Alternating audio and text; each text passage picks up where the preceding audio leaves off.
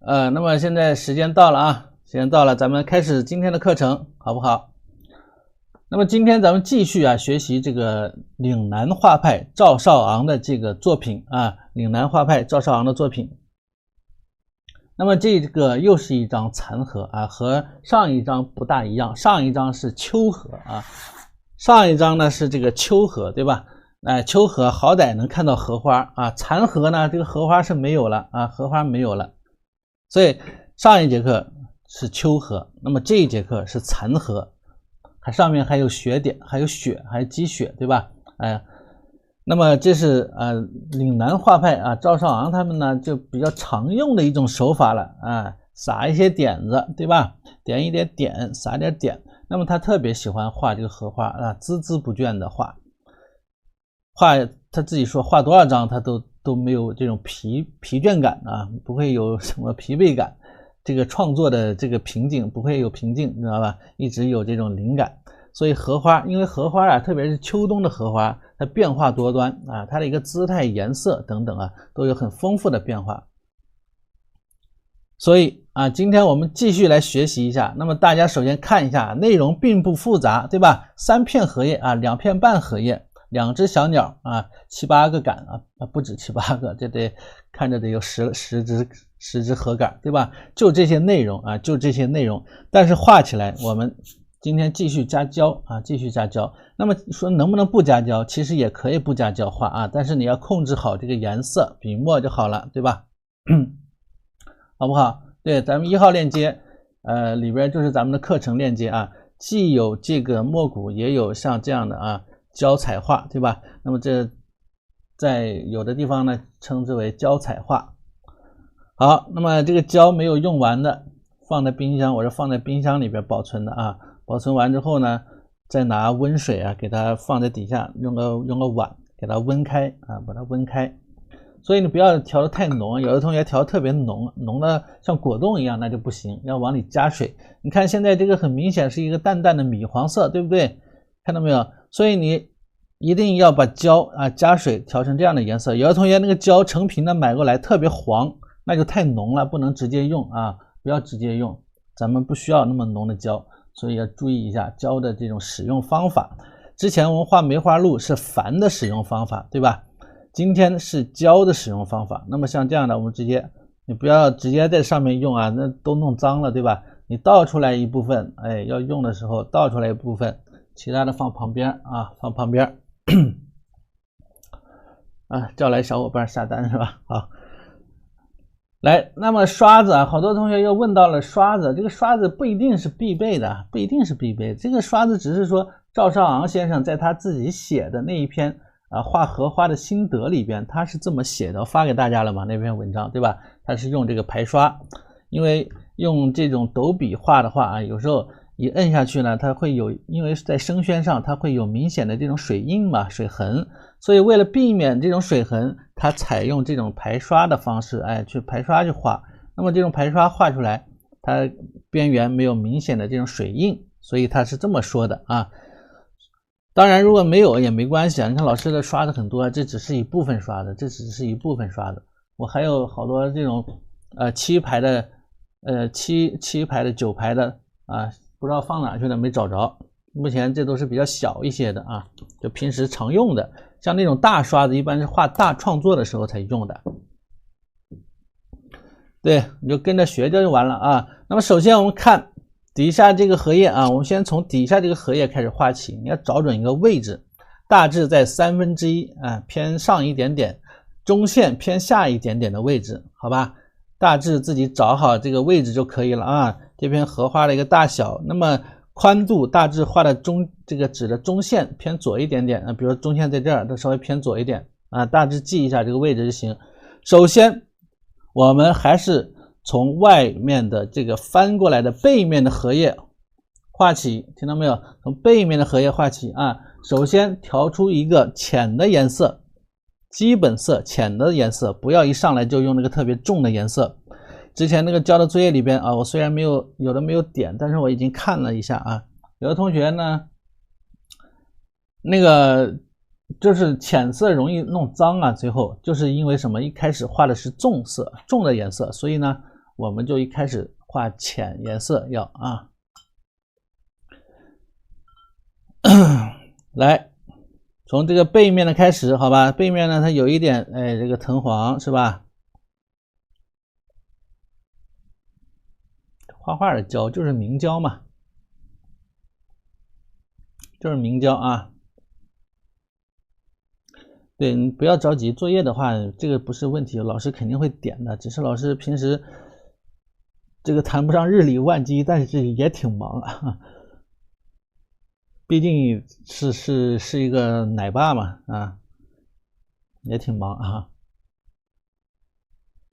早上你看早起送孩子上学啊，上学回来了之后呢，有空了我就开始点作业，还得干点别的，你比如说还得每节课之前还得做海报呀，给大家通知大家上课的事情啊，对不对啊？还有一些各种咨询我问题的这些问题得回答，对不对？所以啊也比较忙啊，一天时间呢又并不多。当然得做饭，不做饭吃啥？等到这个，你看我晚上都1、2点睡，早上6点多起来，开始做饭，孩子吃饭，吃完饭了送到幼儿园再回来自己吃饭。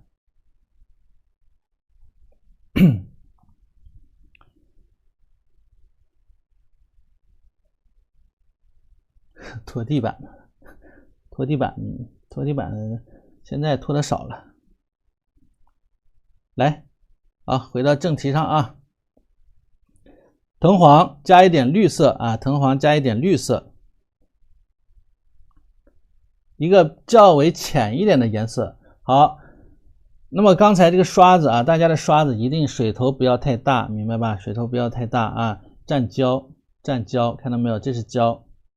调色的时候最好是用胶，直接用这个胶啊来调色啊，不需要用水了，因为这个胶里边老师兑了很多的水啊，它是比较淡的一种胶，所以没有必要再弄水了。如果有水的话，这个胶太稀，在画的一个过程当中容易把胶冲开，冲到边上，然后会出现这么比较宽的一种这个水印，对画面的影响也是非常大的啊。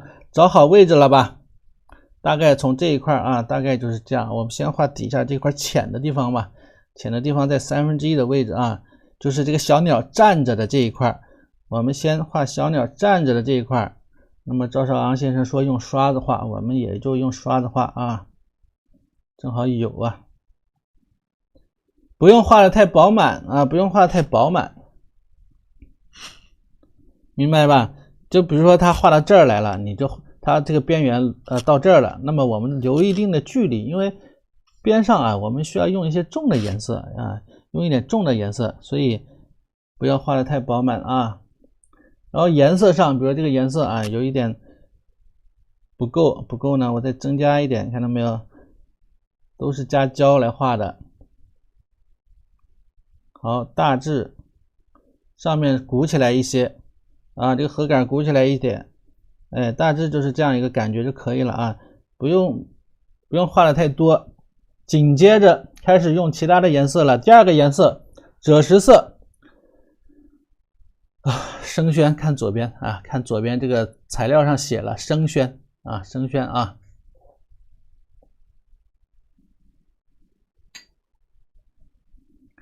买的胶液你最好加一点水，要淡淡的这种，呈现一种淡淡的米黄色就行，因为买的胶液它那个胶液其实挺浓的啊，所以用的时候加一点水啊，加一点水，因为咱们这个画不需要特别浓的这个胶啊，不需要特别浓的胶，明白吧？好，抓紧时间啊，那么就不需要蘸水了啊，就直接拿这个胶来调色就可以了。需要什么？需要赭石。你也可以用这个吸管的啊，挤一点也行啊，我稍微挤一点，我看看这个颜料怎么样啊，试一下。因为之前的管状颜料它的这种颗粒比较多，就是一种呈现出一种什么脱胶的一种状态啊。那么我们加了胶之后，希望它能够有所改善，我看一看好没好一点啊，所以加一点这个赭石吧，画的有点浪费啊。那么还可以用墨啊，也可以用这个黑色，这上面有个黑色，这个颜料我估计黑色大家估计都没有用过吧？是不是都没有用过这个黑色啊？黑色你可以尝试着用一下。还有什么颜色？胭脂啊，它有一些偏红的地方可以加点胭脂，哎，再加点黑，加点赭石，哎，调出这么个颜色来。从最重的地方开始刮一刮，刮一刮，不要太多，太多容易跑啊，刮一刮。好，那么比如说从这个顶部这一块最重的地方，对吧？开始啊。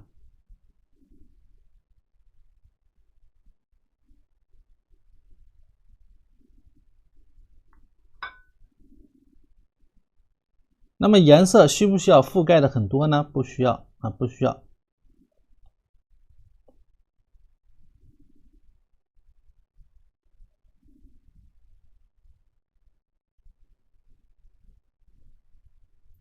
你看，比如说这边缘的地方啊，一会儿呢我们用毛笔进行处理啊，刷子毕竟啊它不灵活啊，刷子没有毛笔这么灵活啊，一会儿我们用毛笔处理一下。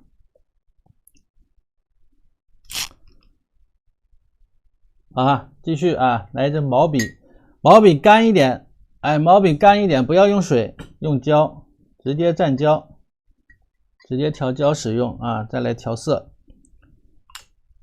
干一点啊，有的地方再重一点，那么还需要这个黑色啊，还需要这个黑色。那么用胶画过的东西啊，这个毛笔你画完之后，课后一定要及时的清理掉，包括碟子啊。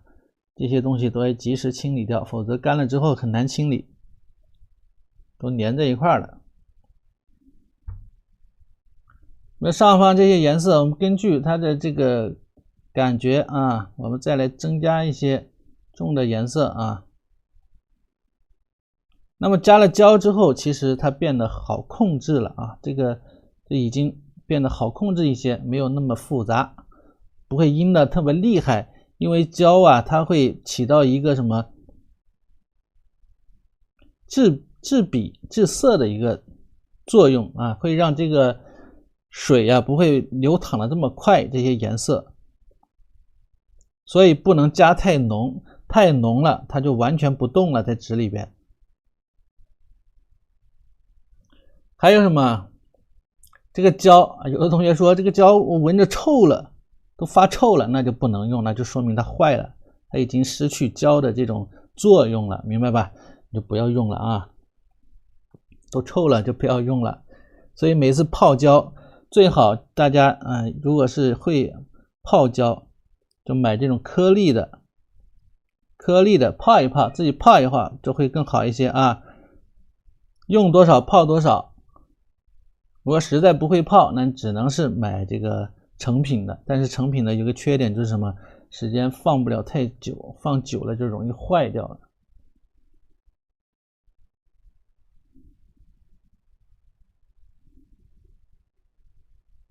残核啊，残核要有一些枯笔，一些散锋，对吧？有一些散锋的地方，那么需要表现笔墨的地方，大胆的表现一下，啊。好了，比如说这里边啊还需要一些什么颜色呢？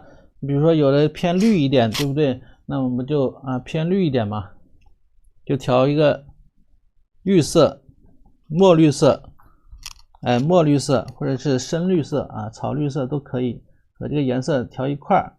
有的地方，比如说这些地方啊，再点入进去，对吧？稍微重了一点啊。哎呦，颜色用错了啊，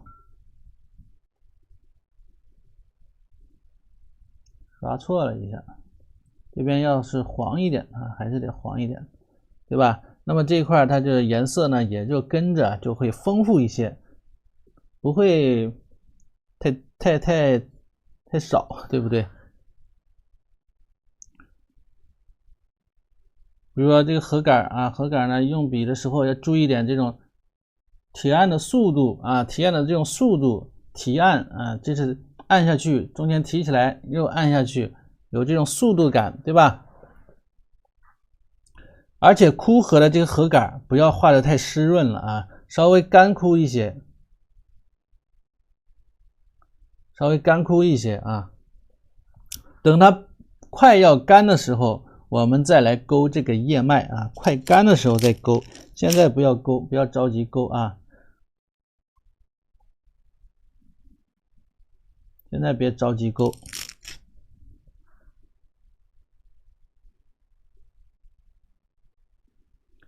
好，那么这个背面这一部分啊，它就是一个偏黄的颜色啊，现在颜色还不错，挺好看啊。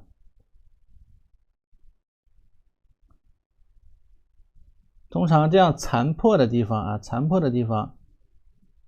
包括它的一些转折，这种地方需要自己用心体会啊，体会一下它的形状，然后啊，根据这个形状自己呢做一些这种深入的一些刻画，明白吧？好了，里边呢就是一个偏绿一点的颜色了，对不对？偏绿一点，黄黄绿绿的颜色很丰富。那么首先，我们继续把这个颜色涮掉啊，刚才站错了，它应该是用黄一点的。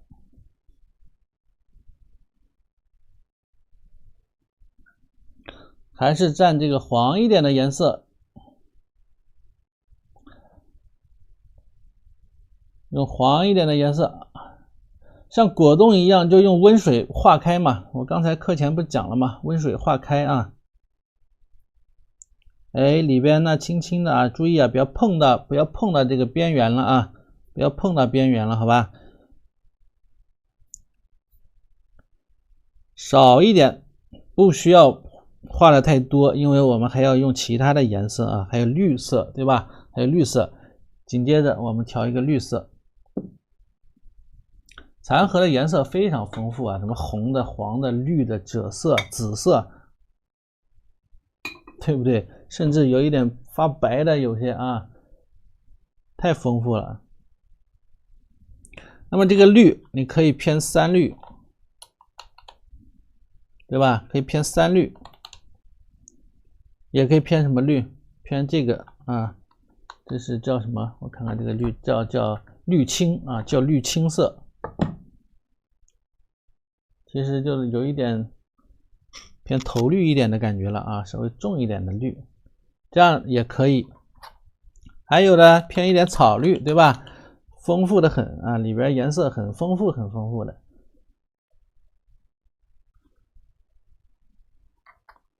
这个颜色稍微有点什么飘了一点，有点飘了，就是太艳了啊，太艳了。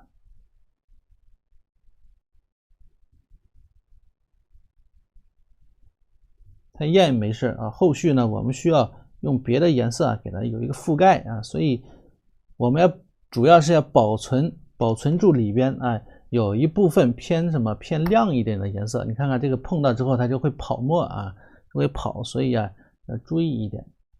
比如这个里边怎么办呢？我用一个小毛笔画不就可以了吗？它是偏一点这种草绿色啊，对不对？其实颜色你可以自由的发挥一下也是可以的。没有一个标准啊，这个东西没有一个标准，只是说咱们教学是统一以这个范例作为一个标准范例进行教学，那么这样的话能够指出大家的一些问题，是吧？其实的话是可以啊，自己自由发挥一下也是问题不大，这颜色。中间的地方再偏什么？偏绿一点，3绿多一点。而且它有的是这个干了之后啊，我看了啊，有的是差不多干了之后啊，又进行增加的。你比如说这个用毛笔画就有这种笔痕，对不对？所以他老人家说不用毛笔画啊，他用排刷子刷，就没有这个笔痕。边缘赭石，那再调赭石蘸胶调，一定要养成习惯蘸胶。除了赭石还有什么？胭脂，还有胭脂，对吧？除了赭石还有胭脂啊，还有胶啊，那么这边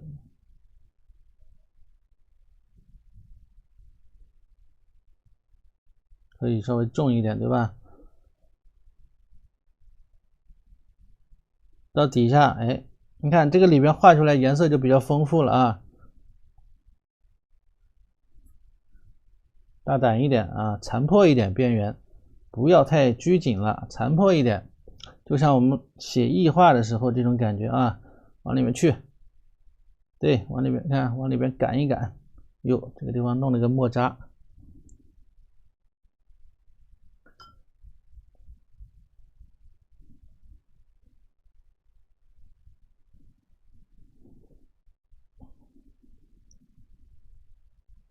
好，还有的地方啊，再来一点赭石，或者是这个黑色。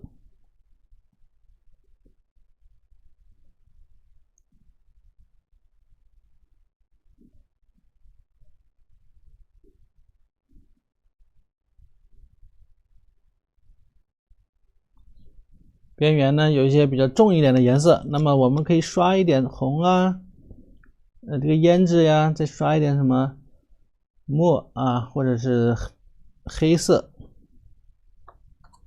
黑色，还有什么赭石都可以，稍微干一点的，稍微干一点，控制一下。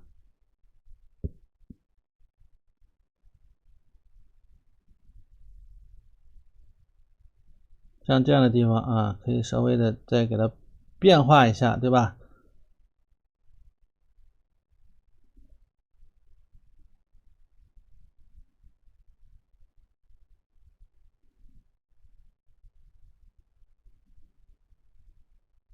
边缘不要太整齐啊，因为加了胶之后啊，画出来的东西这个边呢容易比较齐整。然后如果再是水头没控制好，水头稍微大了一点之后，它就会把这个胶啊冲的往外冲。一会儿我拉近一点给大家看一看这个镜头啊，你就能知道这是一种什么，老师描述的是一种什么情形。你就把这个刷子也是当毛笔使用，它其实就是多支毛笔啊，给它连一块了，对不对？你给它当毛笔使用就完了。边缘的地方，哎，清晰一点，所以呢，颜色可以干一些，干一些，干一点啊。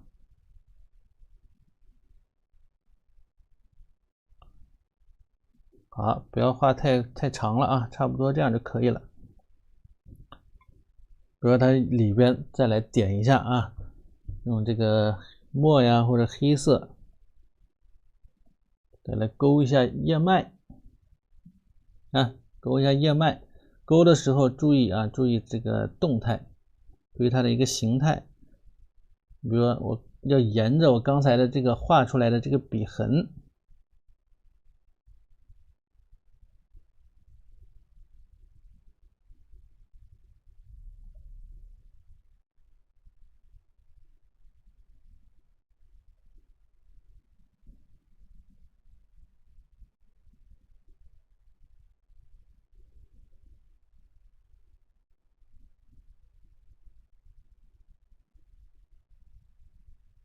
要等它稍干一些再来勾，不要太湿，因为底下已经没有干啊，所以你千万不要太湿了，太湿了呢就容易啊跑。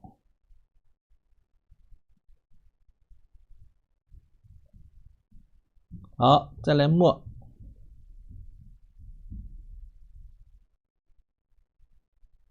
通过它这一块这个阴出来的这个效果，大致可以判断出来啊，它不是说很干的时候点的，对不对？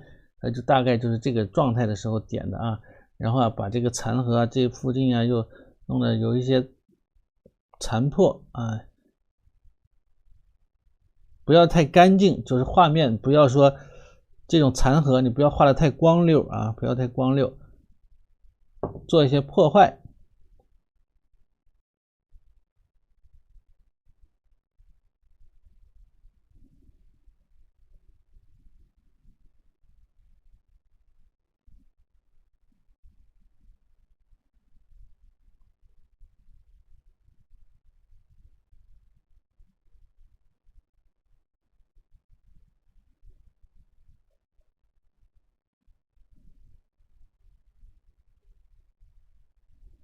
那么这个残荷的这个叶脉也通常是这种 Y 字形的，对吧？一种 Y 字形啊。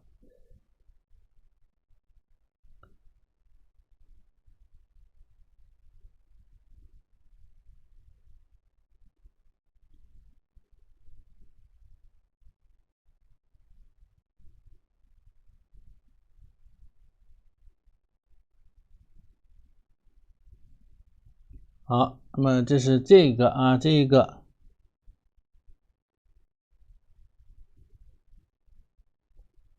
有些地方可以再穿插啊，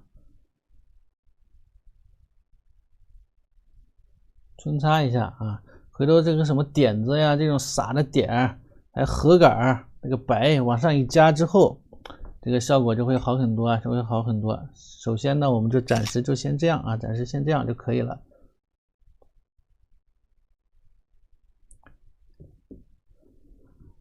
然后下面呢，你可以选择啊，再把这两只鸟给它画出来啊，也可以先画两只鸟吧。回头这个位置不够了啊，你先画两只鸟呢，其实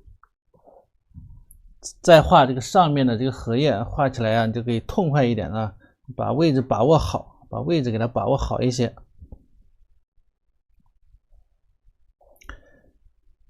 黑色没有什么，黑色和颜料是有区别的啊，黑色和墨是有区别的，你自己试一试，你就能感受到啊。墨染不匀呢，墨有时候染不匀，黑色它就是其实就是一种颜料，它比较好染一些，比如画画的时候。而且墨色你有时候蘸笔之后，你再画在生宣纸上，你画上去，它是不是有一个明显的这个边染不好，对不对？对吧？但是这个颜色它不会，所以这个一定要尝试着试着用一下啊。那么画这个小鸟啊，它的小鸟也是非常有特点的。可以啊，加点石青也没事啊，石青因为石青的颜色要暗一些，绿色呢它要亮一些，明白吧？上面可以加一点石青，甚至等它稍干一点之后，你可以再来一点淡淡的蓝色也就可以了啊。干了之后颜色会浅一些啊，现在看着比较亮，因为这个卡纸很厚，干了之后颜色会浅一些的。再来啊，继续。那么这一块啊，可以用刀墨啊，刀墨汁画小鸟了。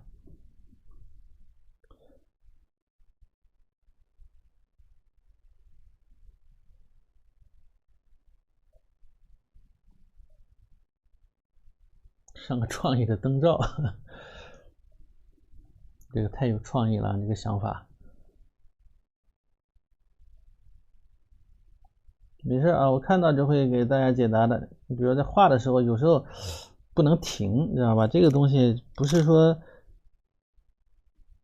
不是画几笔，不是像写书法，然后写我哪怕一笔我中间断一下，我都能停下来，对不对？这个东西你停下来就接不好接了啊，所以为了让它衔接的更好，就不能停啊，轻易不要停。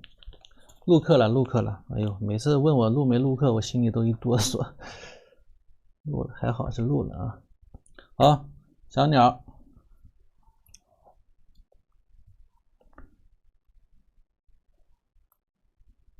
看，这就是胶的这种水印啊，胶的形成的这种水印，水大了之后给它冲开的这种感觉啊，这就是我前面说啊，什么冲胶就是这个意思。所以水头不要太大了啊，水头不要太大了，要稍稍控制一下啊，控制一下。水头一大，这个边就会变得比较厚。好了，画个小鸟啊，小鸟呢，我放个管，放这儿吧。两只愤怒的小鸟啊，愤怒的小鸟，千万不要画的太大了，好吧？那么赵少昂他们的这个鸟是非常有特色的，极具个人特色，对吧？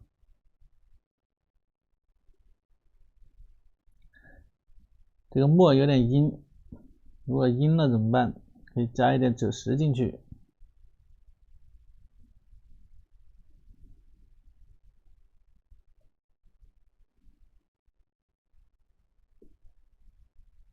你看啊，家里这是这浓稠的画不动了。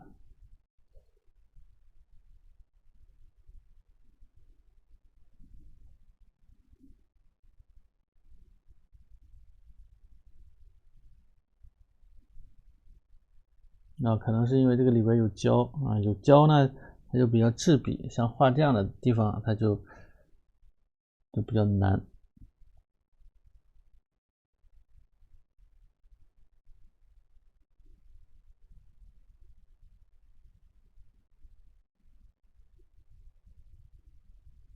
眼睛要留出一个高光来啊，要留出一个高光来啊。然后呢，这块呢有个小鼻孔，给它画出来，哎，小鼻孔。然后旁边啊这一圈呢，小笔触这么点一下，看到没有？小笔触啊，小笔触轻轻的啊，轻轻的点。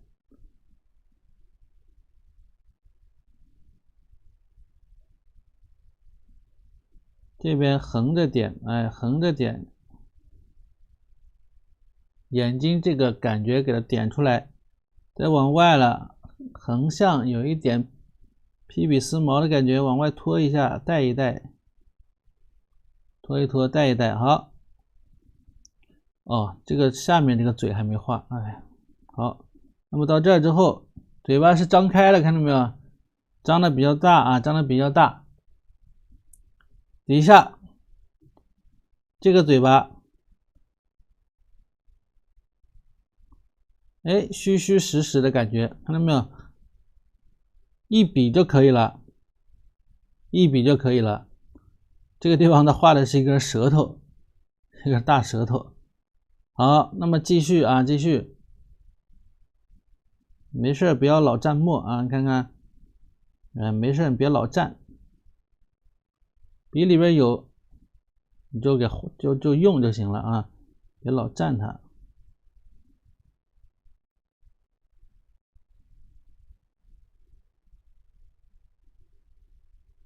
稍微注意一下它的这个倾斜角度啊，倾斜角度。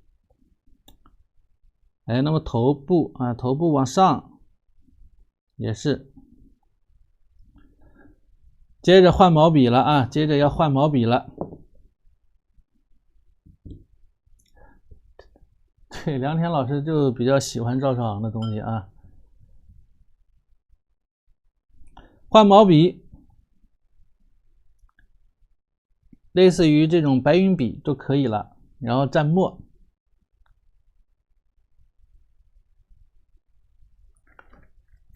不要太湿啊，不要太湿。蘸墨啊，蘸墨。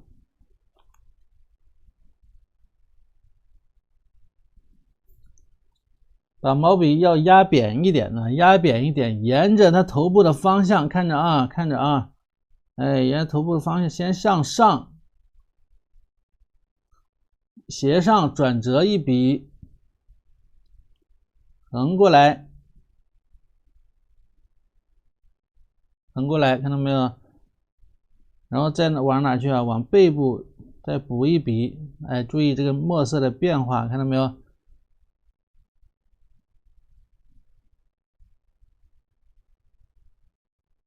哎，轻轻的是吧？轻轻的就出来了。该有水的地方有水，该润的地方润，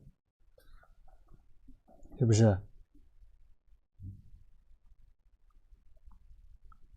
放的是不是太大了一点啊？看的有点清晰的有点过分了，是不是？好，看看这个位置啊，空间这个空间不要离得太远啊，不要离得太远。那么下面呢，我们需要一个蓝色，这个蓝色你可以用花青，也可以用钛青蓝啊。我选择用钛青蓝，因为我不大相信这个花青色了，不太相信这种管状花青色啊，它特别的杂质特别多，我就选择用这个钛青蓝啊，挤一点钛青蓝在碟子上。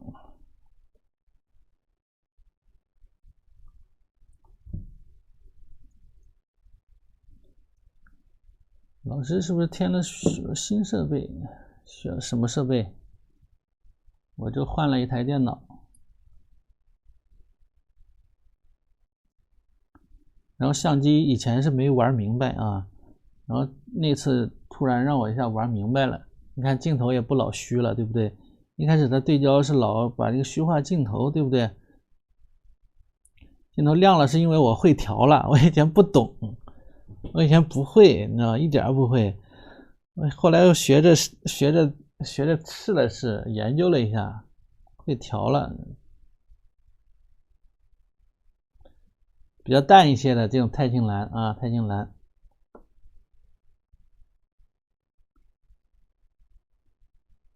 淡一点啊，鼻尖呢可以来一点点啊淡墨，来一点淡墨啊，沿着这个背部、肚子、肚皮这一块揉搓两笔啊，揉搓两笔。那么这个颜色是能够很好的和这个墨色有一个衔接啊，有个衔接，看到没有？底下肚皮呢，回头再染一点这个黄色，染点黄色就可以了。好，那么它的这边其实就是一个翅膀嘛，对吧？其实画的就是个翅膀啊，只是说它画的有点夸张啊，它画的那个什么蝉呐、知了啊，也是这种状态。也是这种状态比较夸张啊，所以笔尖再蘸一点墨，毛笔可以干一点，你看它就比较干呢，比较干。散锋，这其实是上方的翅膀，对吧？那么这个底下呢，它是短的羽毛啊。之前教大家画了那么多小鸟，这个羽毛是这个飞羽是怎么样的状态，大家应该记得吧？对吧？它其实是这样的一种感觉嘛。然后到底下呢是这个小腿啊，腿羽了，到这边是腿羽，只是说它画的比较画东西很夸张，然后蘸点重墨啊，你就按照我们所知道的这个知识，你所知道的知识这么去画它就可以了，你不要刻意的啊，不需要完全太刻意的去模仿它那个东西啊，学是学不来的啊。你首先要懂得这个物理，懂得物理，明白吧？你不了解这个鸟的翅膀的生长，那你肯定只能是说看着它那个形就画，然后里边那一滩啊乱七八糟的，你也不知道是啥。好，再来个淡一点的墨，毛笔涮一涮啊，干一点，毛笔同样干一点，淡一点。有一种干枯的感觉，对吧？哎，那么这边的翅膀啊，都画出来了啊，都画出来了，大致就是这样。哎，尾巴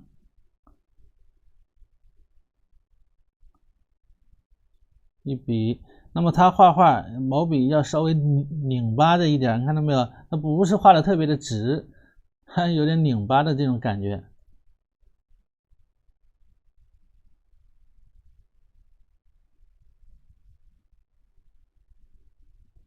这是它的一种特点啊，就喜欢捻管，就是俗话说就是捻管啊，我捻来捻去的啊，就有点这个意思了。好了，那么这个画完之后，哎，我们再来把底下这一点黄色给它加上去，有点类似于这个生物学，都不是生物学啊，生物学也太狠了。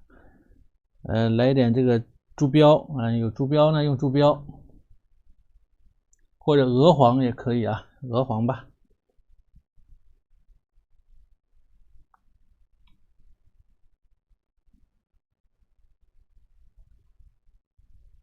换一支干净的毛笔。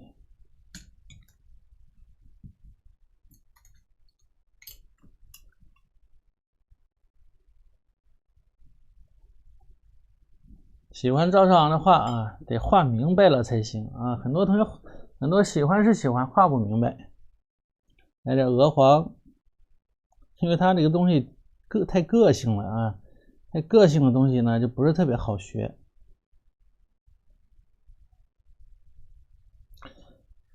所以教东西一般教的都是比较共性的东西，对吧？普遍的东西，不会教你特别个性的东西，没法教，教了呢也不好学。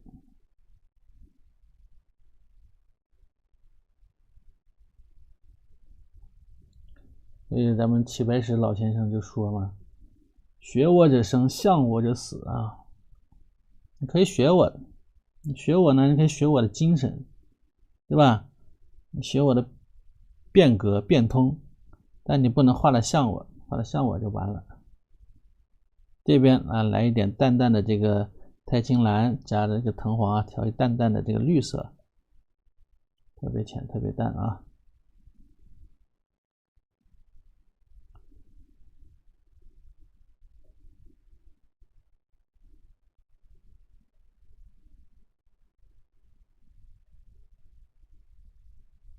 因为翠鸟吧，它就是翠，不就是绿色嘛，所以还是有一点点绿色。尖儿的地方来一点这个朱砂，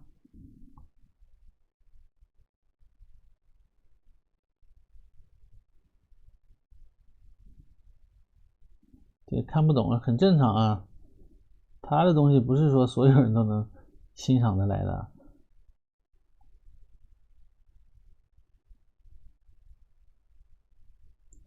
所以他的画呀，在国内呢，其实不是特别的受关注。早些年啊，早些年，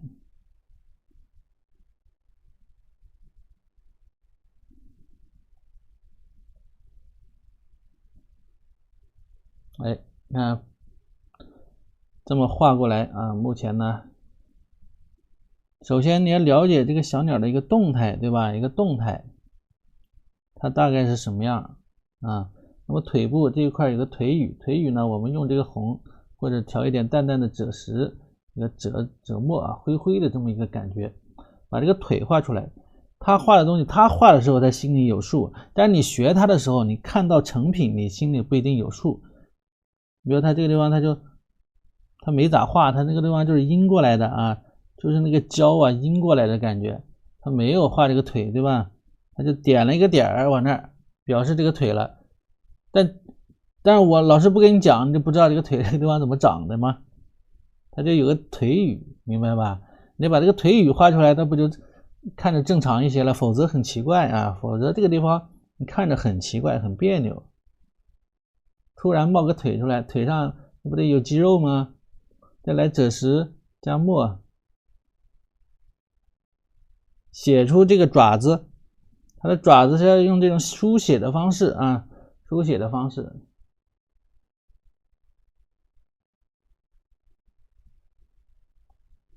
你看它这个，它里边它是这样的爪子，它一开始是直接画的爪子，那么爪子不能直接长身体里边，所以这个地方有一个腿羽，明白吧？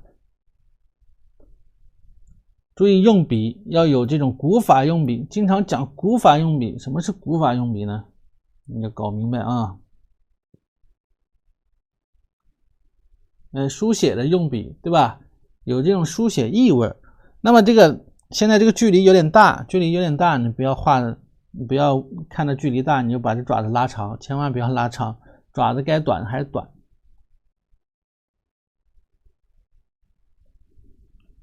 该短的还让它短一点，没关系啊。我们可以把荷叶回到这个边上，它不稍微它自己也加了一点，对吧？类似于这样的，你可以用那个墨加啊，不要和爪子一个颜色。这个可以补，但是你不要刻意的把爪子给拉长了。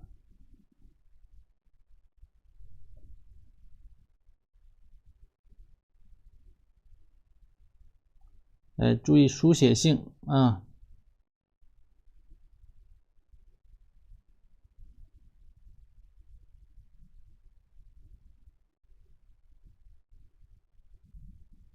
有这种书写性，是吧？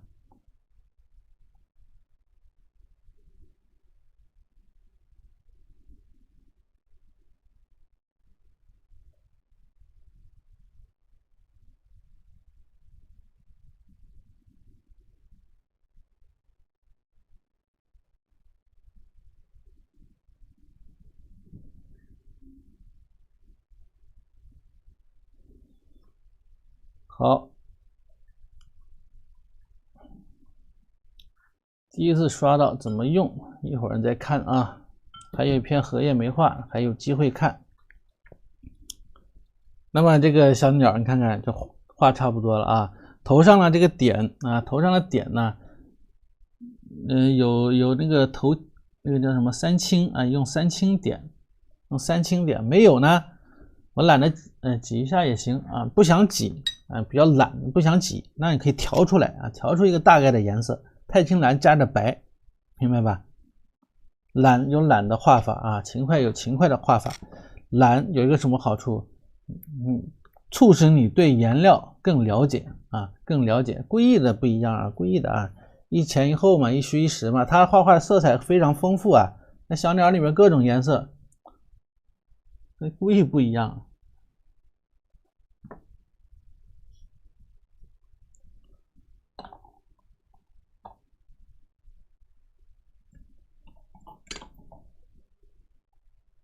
好，接着白吧，白色快用完了，得采购了。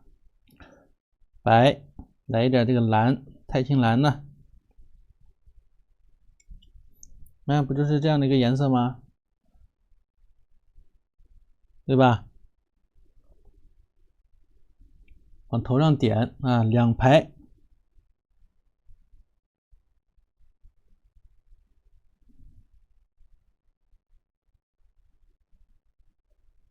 两排啊，中间的大，前面的小，后面的小，有一个转折的感觉，明白吧？有一种透视感啊，透视感，近大远小啊，这种感觉。所以画梅花鹿那节课，我看到作业啊，好多同学画梅花鹿，尾巴上那个屁股啊，那个臀部那块两边的这个点白点，你点的时候有没有注意到这个？很多同学没注意到啊。那么后面远处的又更小一些嘛，是不是啊？这就是一种绘画意识了，就意识不够，那么它才能转过去。有的同学是后面那个点比前面的点大，那么整个从后面翻到前面来的感觉了，那就不好了啊。所以这个就是一种绘画的这种意识，大家要慢慢的培养起来啊，培养起来。中间甚至可以加一点点，再加一点白啊，再亮一点这一块，它鼓出来的，为了表现它鼓出来的这几个点，我可以让它再亮一点，明白吧？它就有鼓出来的这种感觉啊，会有鼓出来的感觉。好了，那么它有一些什么额头上会加一个白点啊，然后身上这块的白点你也可以给它加上啊。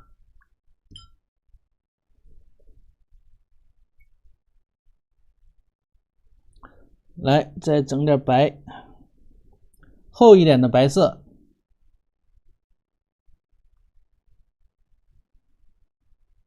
包括这一块啊，白色稍微厚一点，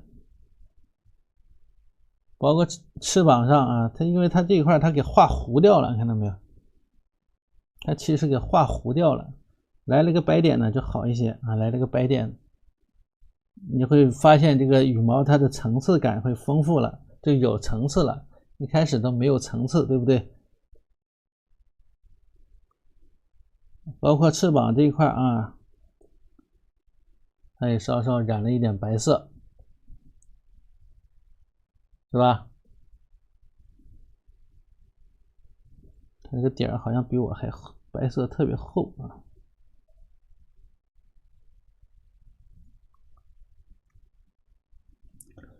然后笔尖儿啊，整一点墨，淡墨啊，不用淡墨啊，就是干一点的啊，干一点。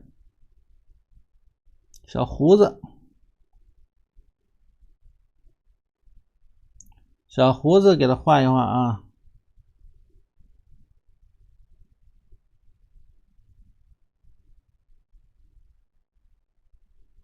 小胡子画一画，是吧？眼睛这一块墨色再加重一点，它和江汉厅的这种画法不一样。江汉厅啊喜欢留一些白的地方，它这个是涂的死死的啊，就看不到眼睛这条线了，几乎这样有一个什么好处呢？这个眼睛特别有神啊，一会儿染一点这个黄色啊，染点这个鹅黄。他眼睛的这个啊，不是特别大啊，整点鹅黄。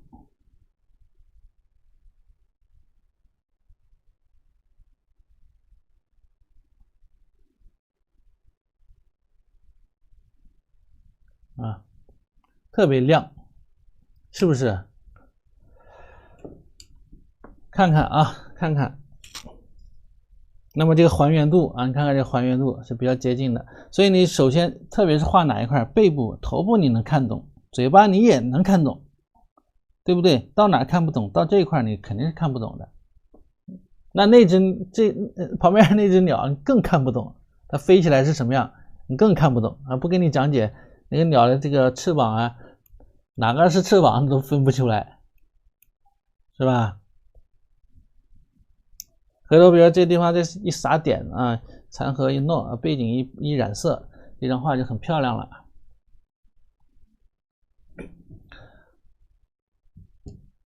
喝口水。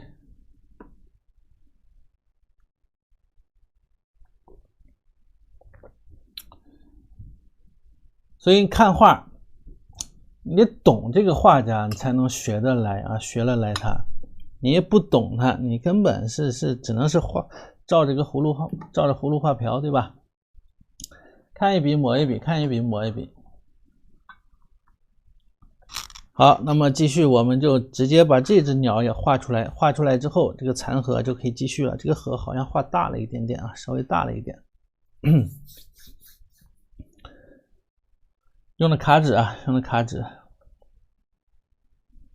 好，继续啊，我们把旁边那只画一画，那么把右边的东西往左边挪一挪。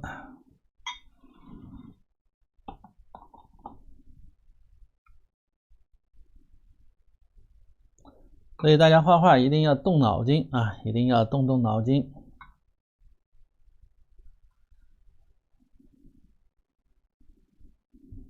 你看我这2.4米的大桌子啊，大桌子。用起来也不富裕啊，也不富裕。上面还放个灯啊，放电脑啊，各种盘子啊、笔洗啊、毛笔、颜料一堆啊，没啥地方了。这个卡纸小黄车可以有啊，回头可以有，回头上一下啊。我还没来得及找，大家如果在别的地方能买到也行啊，不用非得跑这儿来买啊。那么咱们的课程在1号链接啊，想学的同学千万不要错过啊，不要犹豫了。你在犹犹豫豫，别的同学已经取得了很大的成就了，进步了。之前有位同学就是的，一直在观望，没有用胶，一直在观望了1个多月。他也每次直播他也跟画，你知道吗？他也画，但是他又看不到回放。他也画，但是画的效果肯定不好，对不对？1、2个月之后实在忍不住了，买了课了，又把前面又重新再画一遍。那不就是其实还不如早一点买啊，还不会耽误那么多时间，对不对？有同学就是在交作业的时候说，哎呀，终于还是买课了，对吧？然后前面发了一堆前面之前没有买课的时候跟画的，那效果呢跟别的同学比起来肯定就是没有早买的那些同学效果好嘛。喝口水啊，我这是喝水已经缓解不了了，今天点评作业，这2天点评作业点多了。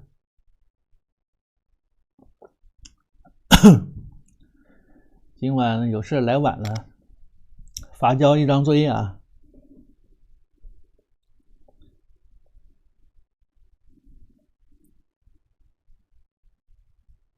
好，我们看一下这只鸟它的一个动态，我给大家讲解一下啊，给大家讲解一下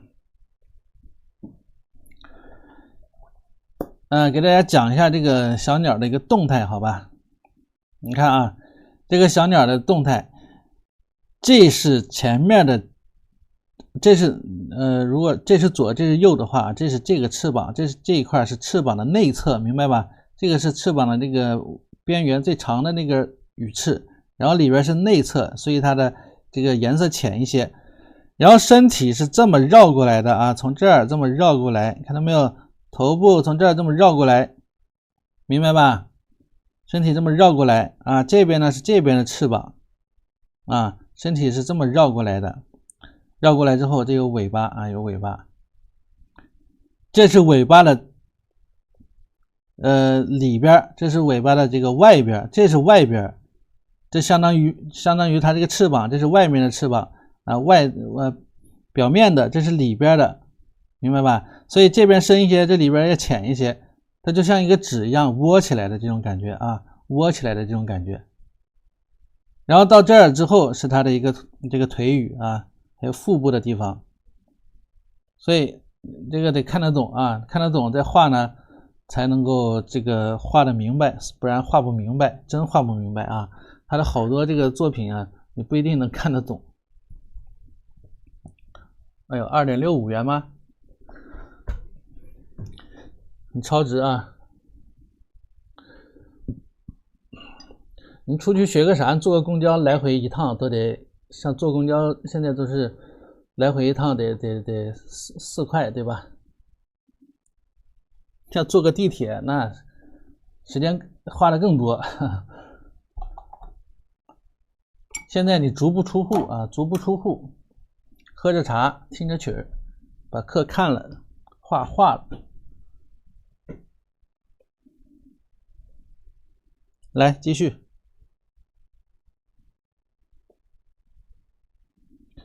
那么从嘴巴开始啊，嘴巴墨色重一点，墨色重一点啊，墨色重一点，找好这个位置啊，它要在它这个嘴巴上面这块地方开始画这个嘴巴啊，画这个嘴巴，它嘴巴又是一个弯着的啊，张开的，所以要首先从这儿开始起笔。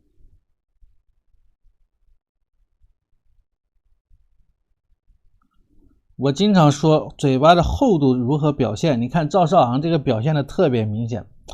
很多人画嘴巴，他画不出嘴巴的厚度，像这种鸟类啊，禽类，它的嘴巴是一定是要有厚度的。你好多同学这画不懂，明白吧？他只能画个这个大致的感觉。为什么？因为他不懂这个地方为什么要有个厚度。你把那个，所以咱们有一句俗语叫什么？死鸭子嘴硬啊，嘴要硬啊，怎么来表现这个硬啊？正常的啊，我们不是2笔吗？像这样2笔，其实是应该是3笔啊，其实中间得有一笔，表现它的一个厚度。你如果看那个鸭子，我不知道大家有没有仔细看过那个鸭子哈？那个吃过鸭头吧？鸭头是扁的，然后中间那块凸起来的，还有一点往前嘬着这种感觉。你自己脑海里想象一下啊，是不是？鸟也是这样的，它鸟中间这个地方会高一些、厚一些，对不对？所以这样它才能有厚度，否则它那个鸭呀、鸡呀，像这样的，经常是在地上啊，像农村里边，那都是自己在找食吃，那谁还给你喂食吗？都是自己早上起来的放出去，把鸭子赶出去，自己去田里边自己去找食，什么蚯蚓、虫子，对不对？它那个嘴巴它没有一定的力量，它捉那个地面多硬啊，它捉得动吗？所以它要厚一些啊，生活常识好不好？这生活常识啊，哎呀，你别看小细节，小细节透露着什么？透露着学识了，透露着你懂不懂这个画，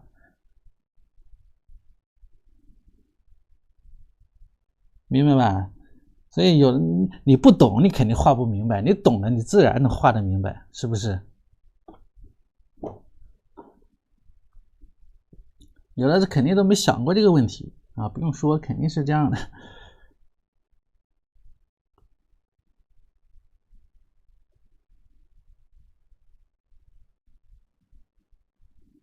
所以前面尖一点，嘬着一点啊，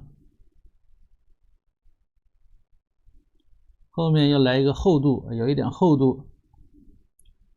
然后这一块是个软的啊皮组织，所以呢那块用颜色画啊，就像咱们人的嘴巴一样啊，像人的嘴巴一样，明白这个意思了吧？哎，讲一下懂了啊。所以说啊，这好多画不明白的，他不懂。这只有点凶啊，有点凶猛。高光小一点啊，高光越小越亮，甚至有的它是直接点了一个白色，点了个白色。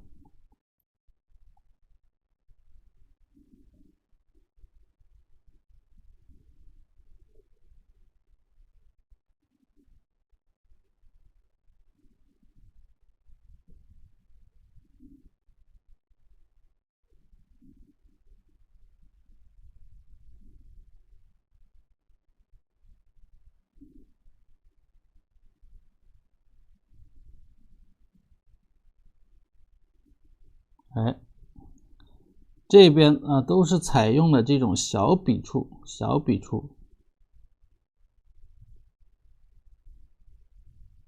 笔触先画过来啊，先画过来。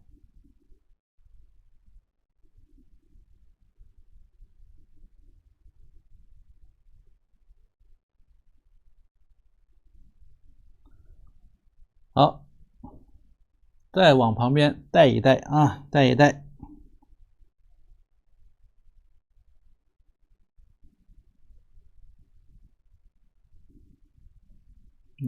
聊啥了？笑不活了就。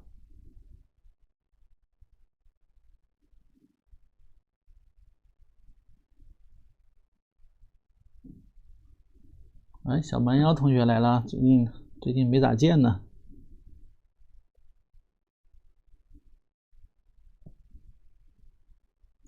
往旁边稍微批笔这么一带，看到没有？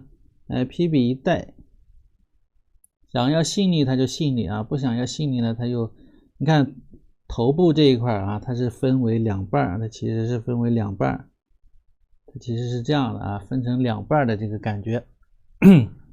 所以你用笔的时候，写意画的时候，之前那个老鹰那节课啊，技法课里边，孙奇峰那个老鹰那节课里边，我不教大家了吗？是不是两笔啊？对不对？所以这个地方你可以采用两笔概括的方式，明白这意思吧？好，换毛笔啊，换毛笔，大一点。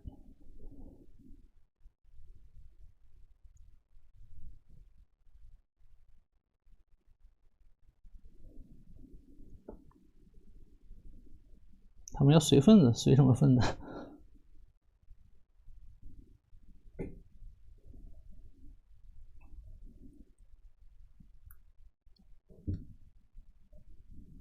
毛笔压扁啊，头上尖一些啊，看到没有？尖一点啊，来啊，一笔，哎，两笔，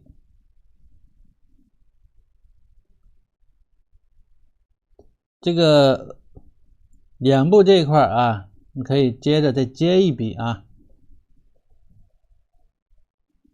从这儿。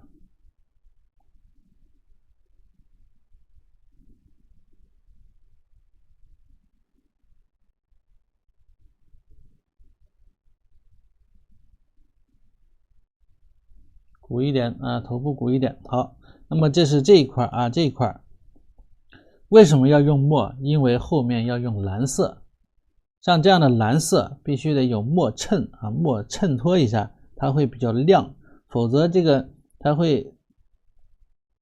比较的这个薄气啊，它如果没有深的颜色在衬托的话，它会很薄气的一种感觉。就像我们画青绿啊，画青绿的时候，底下一定是什么？有个赭石打底呀，对吧？有赭石打底呀。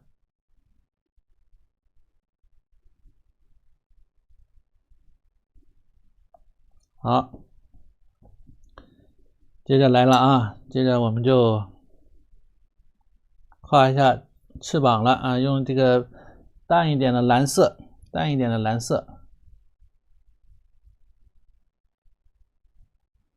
就是刚才我们调过的这个钛青蓝啊，调过的钛青蓝，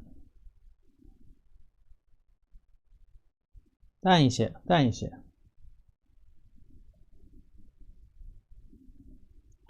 还有一个什么？还有一个特点啊，赵少昂画画呢，他一支笔里边啊，他会搞上各种颜色。有时候一笔，比如说这个荷叶，它有可能是前面这上面是赭石，中间是黄的，笔根这又是赭石或者别的颜色，大家一笔画出来很多颜色的感觉啊，一笔多色，它都不是一笔双色了，他喜欢追求这样的效果。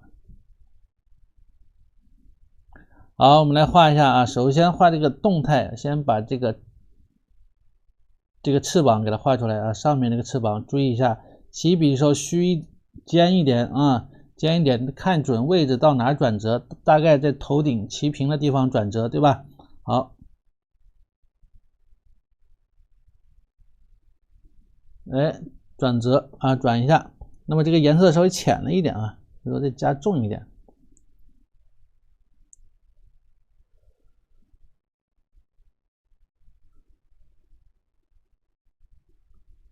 笔尖蘸墨色啊，接一下，接一下。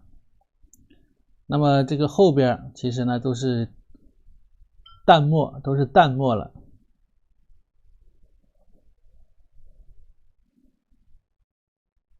那么背部这一块啊，用淡淡的这种绿色。来，我先把背部这一块画出来，好吧？它是这么一种感觉啊，我浅一些。然后身体呢是这么绕过来到后边，那么这一块就是翅膀啊，翅膀还可以画，稍微还能画的再，翅膀可以画的再那个什么一点啊，再高一点。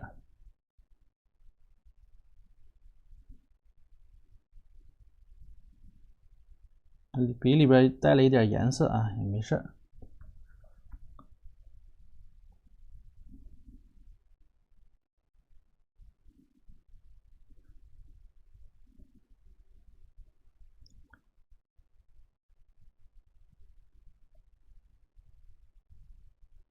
你可以把这块啊趁湿，也可以把这块稍微加重一点，啊。那么我是这头重，那我就直接加这一头就可以了。那反着来也行啊。然后身体绕过来就到哪了？到了尾部啊，尾部的这个反面的尾巴尾羽，深色的尾羽。画完之后再画内侧尾羽，啊，转过来，对吧？转过来啊，尾巴从这边啊，从这边。不要太长，因为小翠鸟啊，它的尾巴比较短，啊。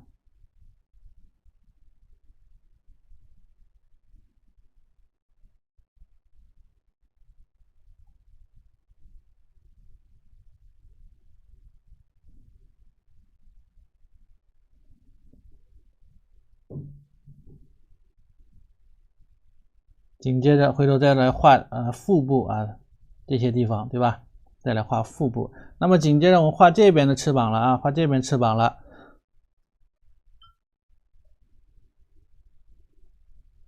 同样是一个灰的这种蓝色啊，灰蓝色。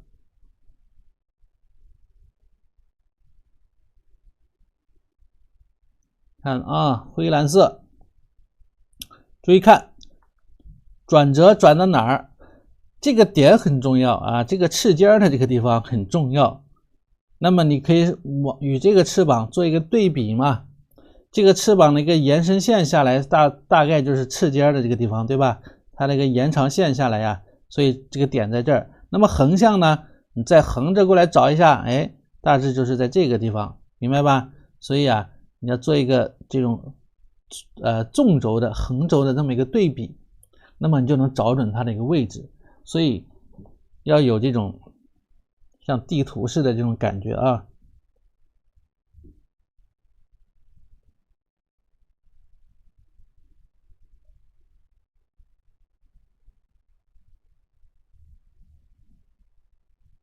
哎，接下来，那么这一笔侧锋拖过去，看到没有？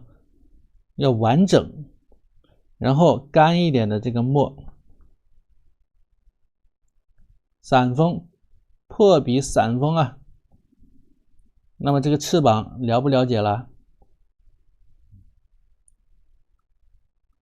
它有层次感，它有层次的。比如我们之前不画那么多小鸟嘛，对吧？这边是飞羽啊，飞羽呢，然后1层、2层、3层，哎，这种感觉对不对？然后后面的这个羽毛，后面的飞羽要长一些啊，1层、2层、3层，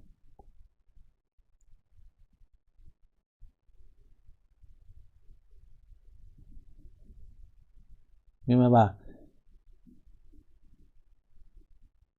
然后有大飞羽，有小飞羽啊。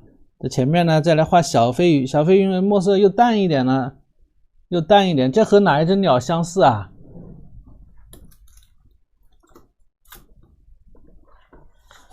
这只鸟和我们画过的哪一只相似啊？空中瑜伽啊，有点太夸奖它了啊，和我们画过的这只鸟相似，对不对啊？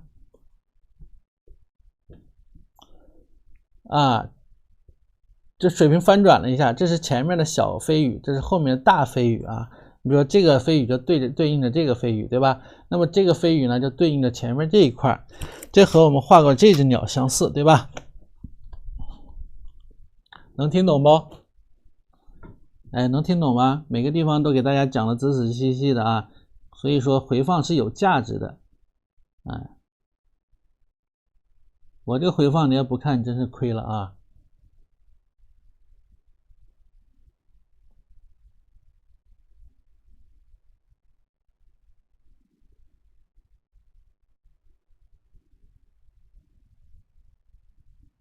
一会儿把这个蓝色稍微这块稍微再给它加重一点，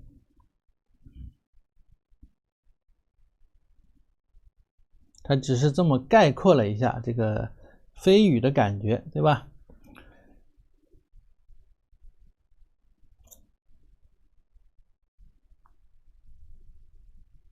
尾巴内侧啊，内侧。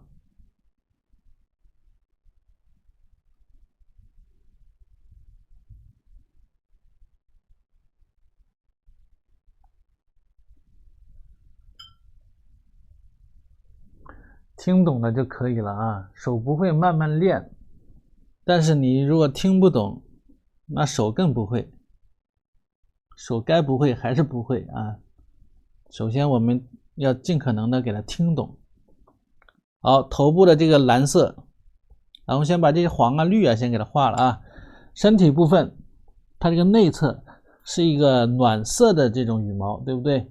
因为它基本上是浅色嘛，你就用刚才画荷花的这个荷叶的黄色啊，哎，这个鹅黄呀，鹅黄啊，对吧？加一点灰灰的颜色，再加点赭石嘛，加点赭石，这不是灰灰的这种颜色吗？就这种感觉，笔尖呢蹭一点重的，因为就是这样的一个感觉啊啊。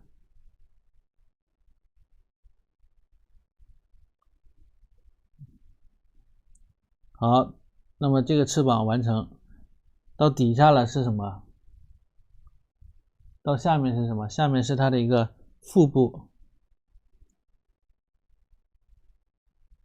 是吧？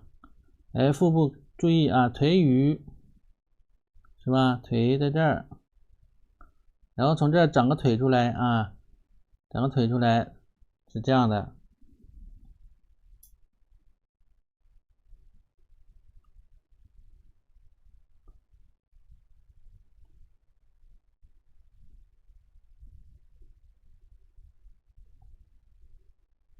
翅膀偏红一点，加点赭石，或者刚才加了一点这个竹标，是不是啊？刚才哪个碟子有竹标呢？啊，曙红还是什么？加了点这个朱砂啊，朱砂，蹭一点朱砂，看到没有？蹭一点点，不要蹭多了啊。然后与这个黄啊调和一下，尾巴这一块，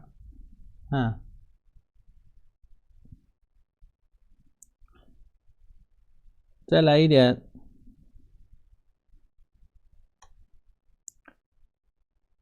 肚子那一块啊，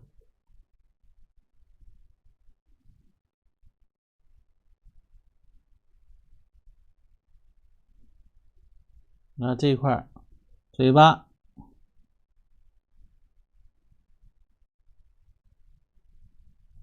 是吧？看懂吗？现在看懂了哈。然后再来点黄，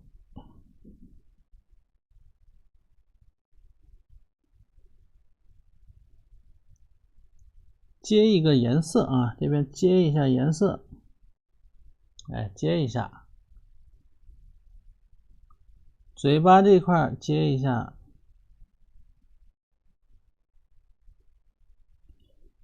这个嘴巴外面啊，那个比较软的那个皮质的这种组织啊，这一块就像这个嘴巴，咱们嘴巴的这个虎口一样，来一点重色，是不是有开口的感觉了？哎，有开口的感觉了吧？啊，这只鸟，看到没有？开口了哈。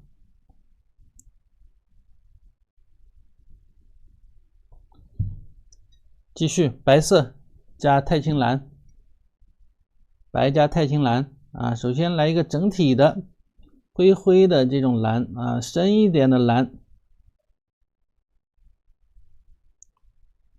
啊，每个细节都给大家讲到位啊，讲到位。不懂的同学就直接到时候画的时候啊，不懂的你就看着回放，画哪个地方啊，哪儿不懂就找到哪个地方啊，就拖进度条，对吧？很方便。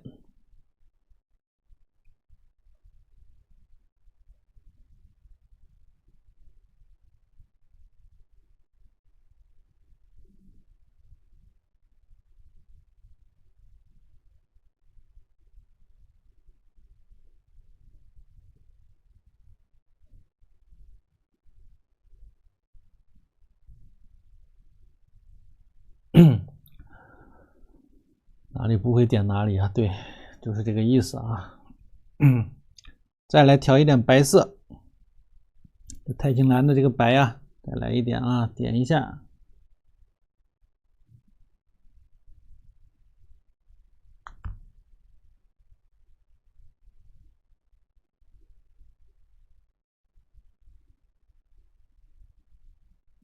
大小注意一下，安排好大小，错落一点，对吧？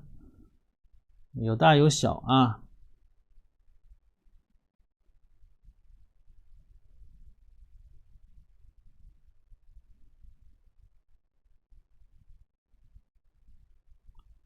好，你看它翅膀有些地方，它还是点了很白的这个点，这个地方是吧？又整了一点这个啊，特别喜欢用这个白色啊。小花脸这个地方，这个还整蓝了，不白了，回头用白色再加一下啊。好，把爪子一勾，小爪一勾，爪子呢用整墨的颜色就可以了，整墨的颜色啊，注意点书写性。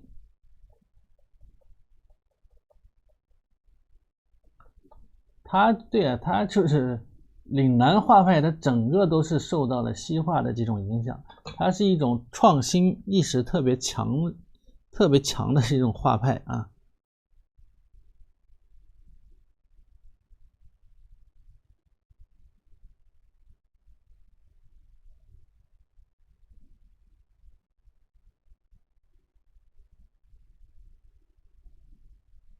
前面是两只啊，两个小指头。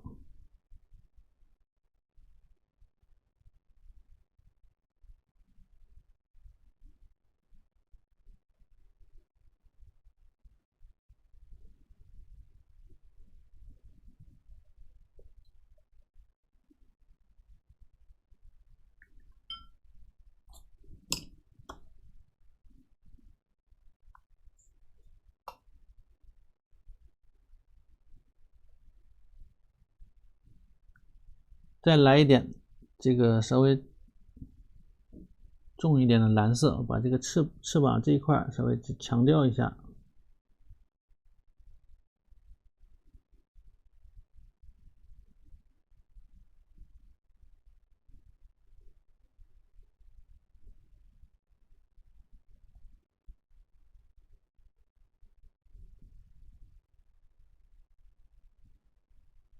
好了，哎，两只小鸟，感觉在怎么在吵架哈，是不是在吵架？学会了吗？岭南画派啊，赵少昂的画鸟方法，学会没有？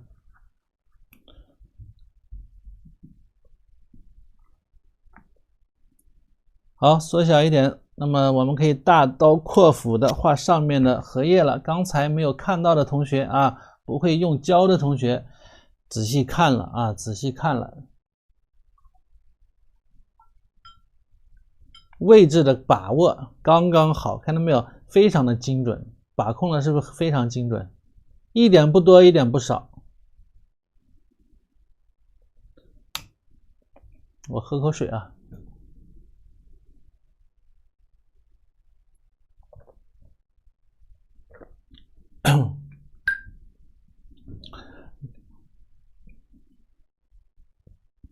他这只鸟他没有画舌头，你可以画的话，你就拿那个勾一下也行，不画也行，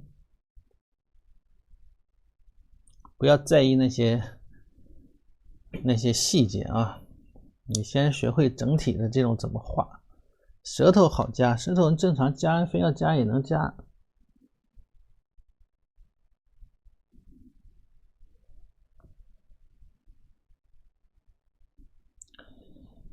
舌头，那么这只鸟舌头你看贴得很近啊，舌头不要翘得特别高。小鸟的舌头，有的同学就从这儿开始就长舌头了。嘿，现在睡不着就看回放，是不是？画面灰了可以适当的加色啊。有的同学这个舌头从这个喉咙眼开始长出来啊，舌头要翘的话，你就只能从这边翘起来啊，从这个地方翘，微微翘一点。不要翘的太多，顶多微微的抬起来一点，明白吧？明白这意思吧？就像我们人的舌头一样啊，微微来一点啊。眼睛还没染，眼睛呢是这个黄色，淡淡的黄色。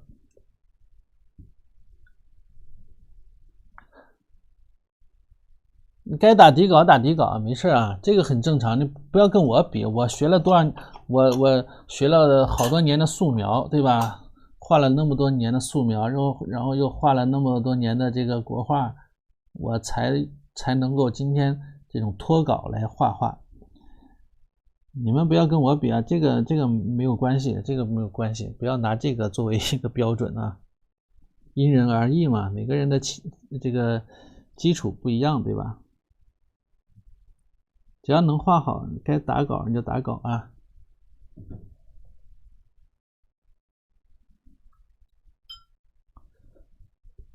那就比较灵活，它的这种用笔啊，具有弹性啊，具有强烈的这种力量感，装饰意味还强啊，力量感还足，对不对？所以你说，咱们当今的有一位这个工艺美术大师，他画了一些画，我的感觉都是受到了他的影响。它的颜色也是啊，喜欢用刷子画画，然后呢，喜欢颜色很丰富，一笔双色多色。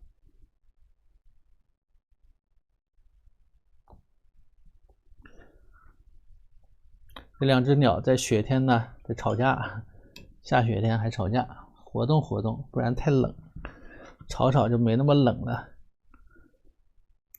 好，那么上面的这个荷叶啊，同样我们从背面开始画，好，从背面的这个荷叶开始画，找准位置啊，找准位置。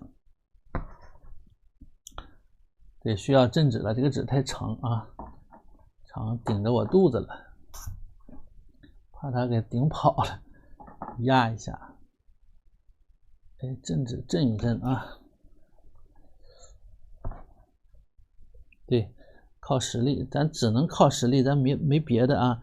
咱们名气又不大，又不像别的老师啊，名气大，咱名气也不大，咱是个幕后英雄。那么现在来到台前，只能是靠实力了。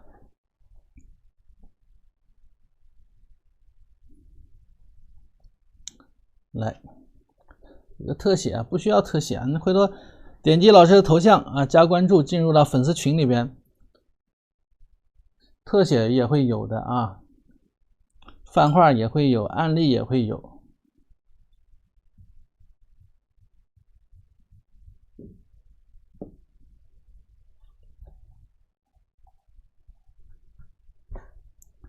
加胶。那么注意了啊，这个荷叶我们仍然是从这个背面的这个，从翻过来的这个，那么翻过来这个它浅色是什么？黄色和绿色，所以先画黄色和绿色，明白吧？千万不要先画深色啊，你画深色可以，那你得把这个黄色区域留出来，你不要画过了。有同学画过了，画过最后就脏了啊！今天我看到这个作业，就有的同学那块就画脏了，其他画的挺好，关键时候脏了，可惜了吗？好，黄，鹅黄，碟子里有什么黄，咱就用什么黄啊，鹅黄，搓一搓啊，要搓起来，哎，可以，加胶。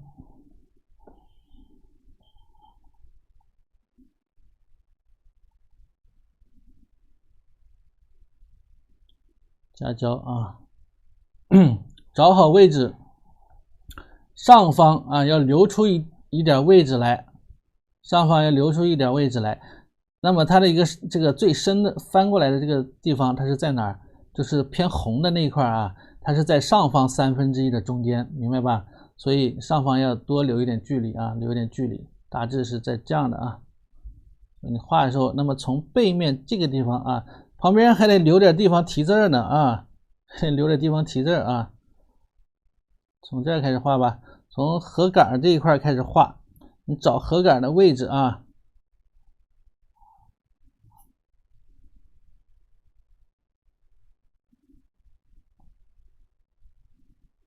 看到没有？大概是这种感觉。哎，翻过去，好了，可以了，不动它了啊，不动它了。好，停，收手，见好就收啊。我不敢多画了，多画怕大家画过。其实我是想把里边的也画了啊，还是收吧。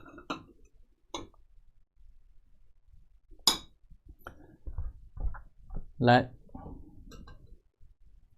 再来一个画重色。那么这个重色里边有朱砂啊，有这个胭脂，有墨，有赭石，是不是？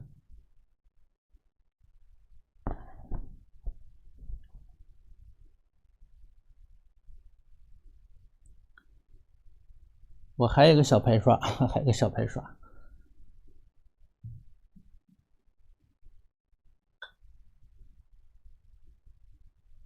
我体验课上的不多啊，以前上过几次，不愿上。所以我这个认识的人不多嘛，对吧？来点朱砂啊，朱砂，胭脂。那么现在不是为了生计被迫营业啊，被迫营业了。朱砂、胭脂、赭石，哎，墨，通通往上上啊，往上上，丰富起来就行了啊，往上来。松下观瀑没有啊。这么给大家说吧，这个时候快春分了，去年这个时候给大家画过迎春花啊，做过春分的活动，记不记得啦？然后技法课给大家做过发布会，记不记得了？因为课程是我研发的啊，做过发布会啊，有没有印象？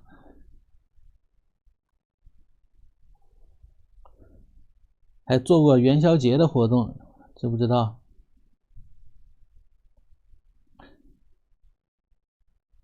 记得哈。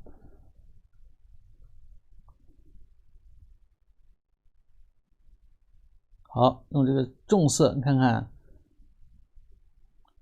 这当毛笔用啊，揉揉点点搓搓，给它相接啊，然后再接过来。那么这个重的就会比较重啊，浅的呢会浅一些。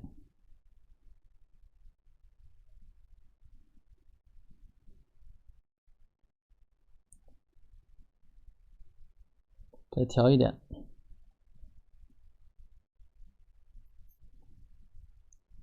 本来我是不想做一个，我只想做一个安安静静的美男子，但是呢，领导非得让我抛头露面，我又不太愿意。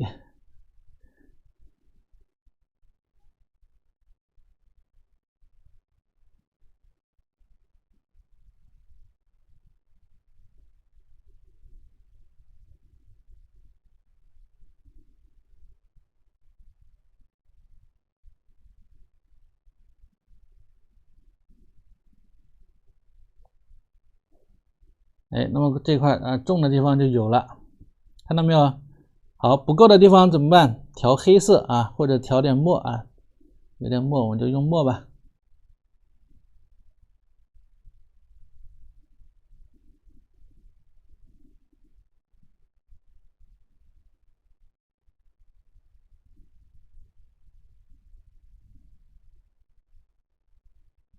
看重的地方再来补一点墨啊，尖儿的地方，对吧？是不是？好，这么画完之后，哎，还有地方缺点绿，再来点绿。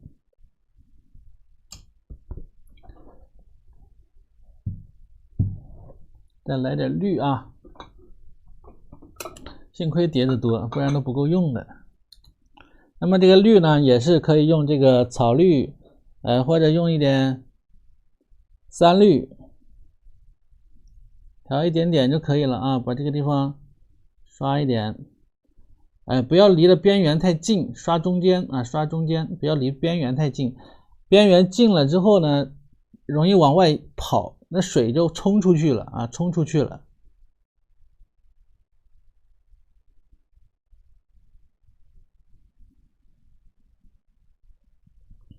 有的地方偏红一点，偏红一点，过渡一下，对吧？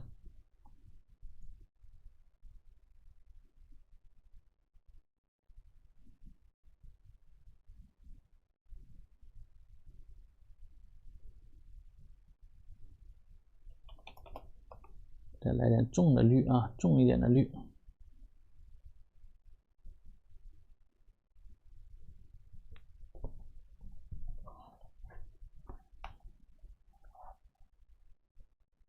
不错不错啊，这块现在感觉还不错。如果觉得黄色面积略大，你可以调整一下，比如说再加一点点赭石进来，让它自然的过渡下来，看到没有？自然过渡下来啊。有些地方故意给它弄脏一点，咱们这个画的有点太干净了，它的那个呢就是有点色彩比较多啊，有脏脏的这种感觉，对吧？一会儿我们再撒点呢，勾勾燕麦呀。好，那么这一块的这个背面这一块就可以了。接着画里边，里边是绿色比较多一些，绿色比较多一些，那么我们就用绿色吧。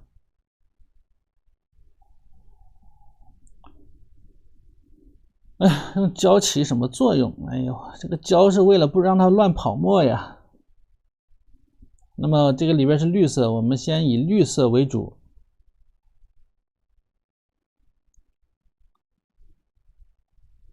绿里边稍微不要太亮的绿啊，稍微来蹭一点点墨，看到没有？来一点。好，那么哪些地方有我们就刷哪里啊，哪里有我们就刷哪，尽量先不要碰到它，先不要碰到这边的荷叶。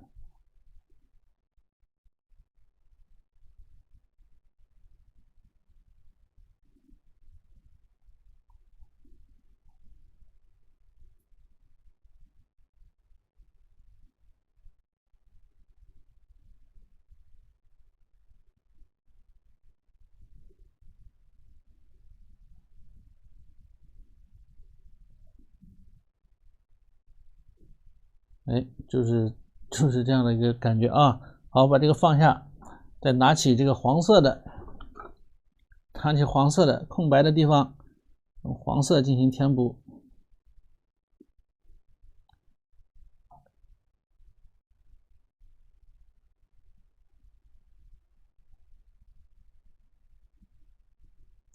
看到没有？加了胶之后，咱们就能控制好这个水印，看到没有？就能控制住，否则跑得稀里哗啦的。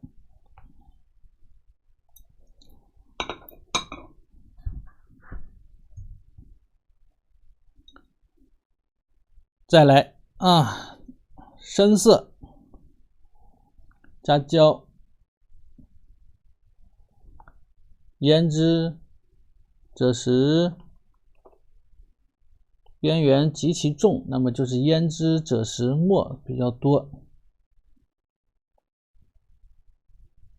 先从重的地方开始嘛，那么上方这一块就比较重嘛，然后注意从上方这一块开始嘛，对吧？毛笔不是毛笔，刷子啊，也是毛笔，尽量的要在上面呢揉啊搓呀，你看，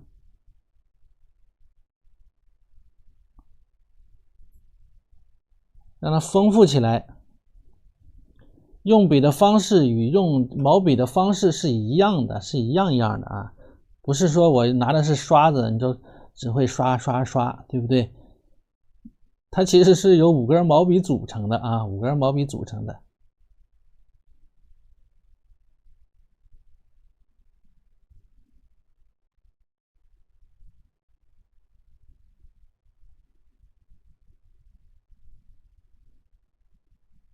大胆一点。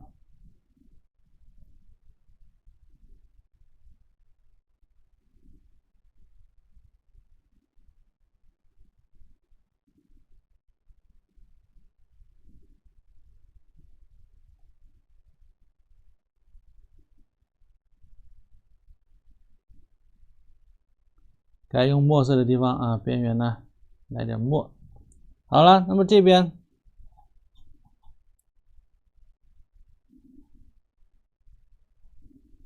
往里边去啊，所以有个你看往里边去，不要怕，不就是毛笔吗？不就是当毛笔使吗？对不对？到边上的赭石多一点，土黄是个好颜色啊，赭石土黄，看到没有？调都懒得调了啊，厚一点就厚一点，它有一点这种泼彩的感觉啊，其实就有一点泼彩的感觉了啊。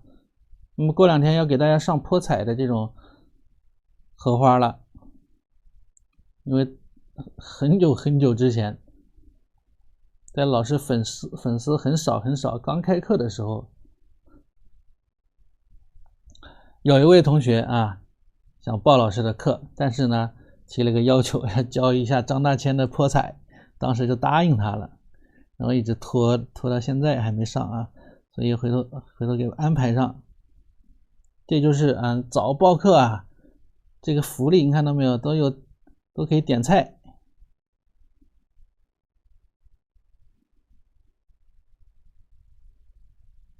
好，这个丰富性已经够了啊，已经够了。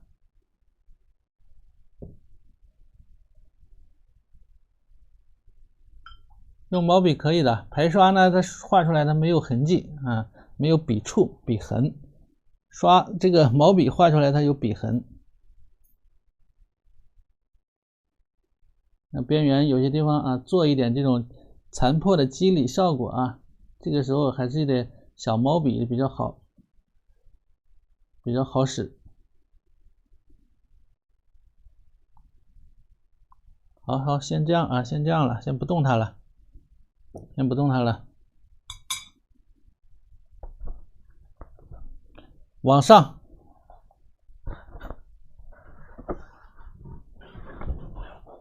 都来点菜，来点呢。我看点的好不好啊？点的好可以上菜，点的不好不能上菜。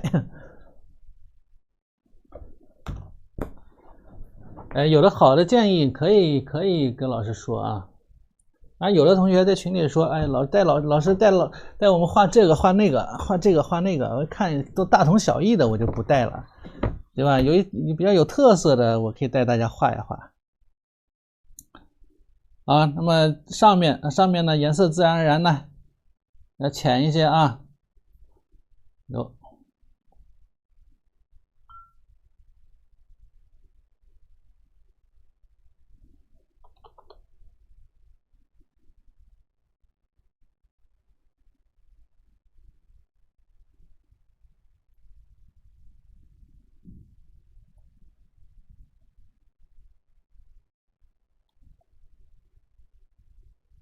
来吃菜也可以啊，会点菜的点菜啊，会吃的来吃。有的擅长点菜，有的擅长吃菜，对不对？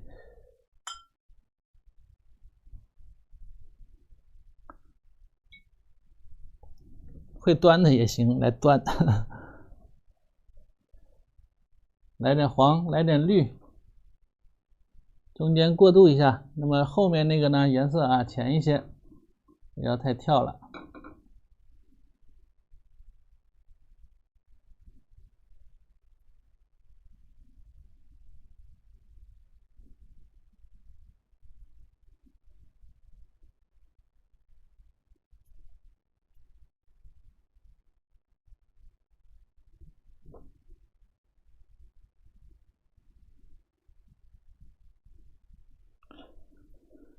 好，可以了啊，可以了。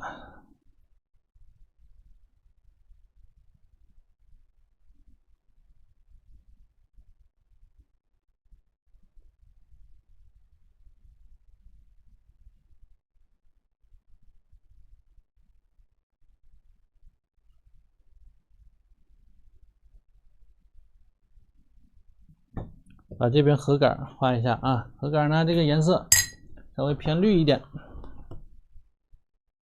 浅一点啊，浅一点。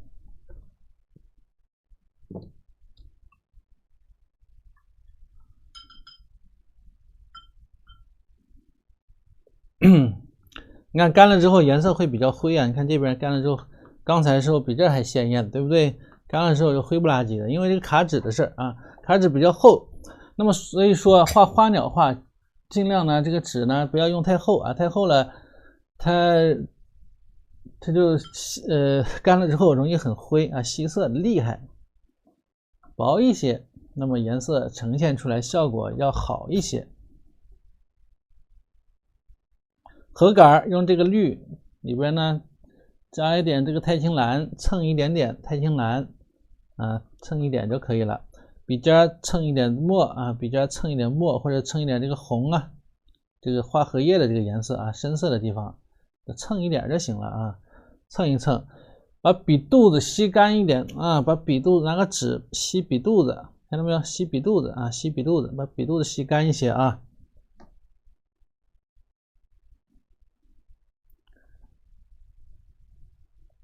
来看一下这一块这个荷杆啊，荷杆从哪起到哪去？我这个好像画低了一点啊，因为这个阴过来了，高一点就好看了，稍微给它改一下吧。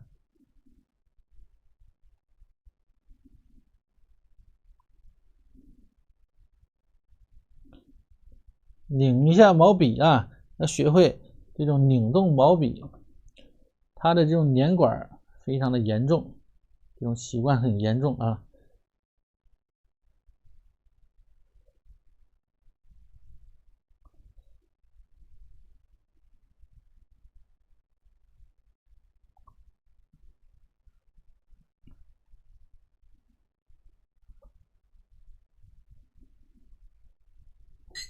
那么它这样画出来，你看那个笔里边颜色很丰富，你看到没有？这盒杆里边啊，它颜色变化很丰富，对吧？水呀、色呀、干的、淡的啊、浓的呀，这些都会有，所以要学会啊，学会这一招，要把这一招学会啊。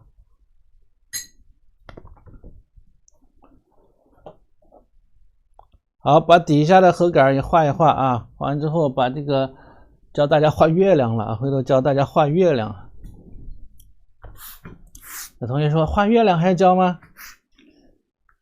教大家一个简单快速的方法。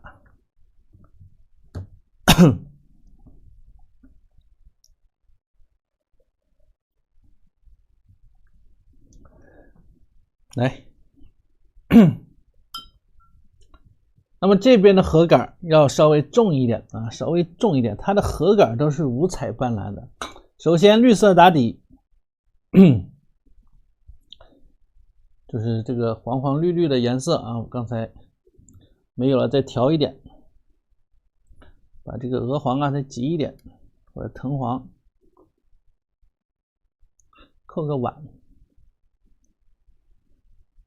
对，扣个碗，是的，用菜盘子。对了，云妹说对了啊，老师就准备用盘子，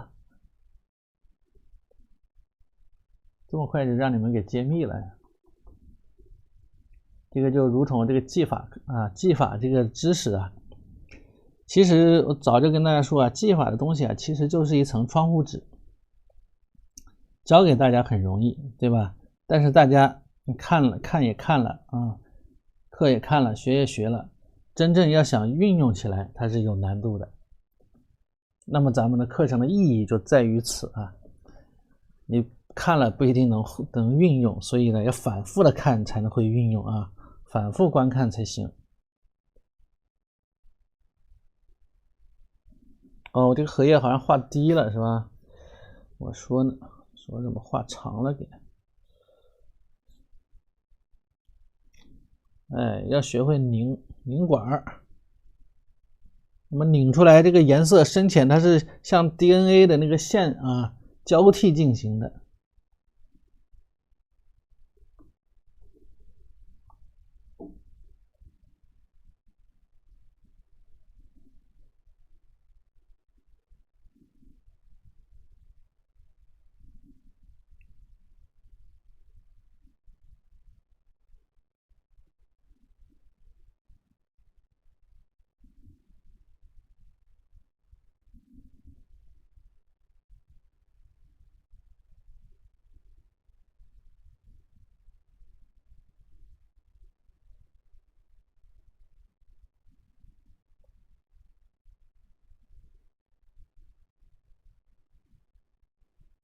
要干一点啊，如果比较干呢，画的时候慢一点啊，我们可以画慢一点，不用画太快，慢一点。哪里缺色，干笔哎，慢慢的补色补净，慢一些。所以画画有一个什么规律？毛笔比较湿，画快一点；毛笔比较干，画慢一点。没有加胶，没有加胶，这不需要加胶啊，这加什么胶？加了胶，它就出不来这种枯的地方，它是比较柔和。加了胶，它都出不来笔痕，没发现吗？所以它比较柔和，所以这些地方不要加胶啊。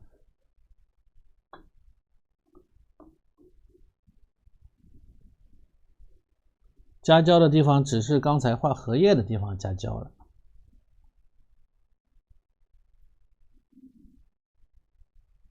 它有一种背光的感觉，同学们感受到没有啊？你要把这个我发给大家的高清的这个图片啊，你看一看，它有追求了一种背光的效果。月光下嘛，月光在上面，整个都是一种背光的感觉。那么它把这个盒杆，你看看，它把头上加重，下面浅，中间有些地方重，它会为了表现出一种背光的感觉。你看这小心思啊，非常的细腻。那么那一般人肯定发觉不了啊，是不是？一般人发觉不了这种小心思。有像来云老师这么细心的人才能看出来。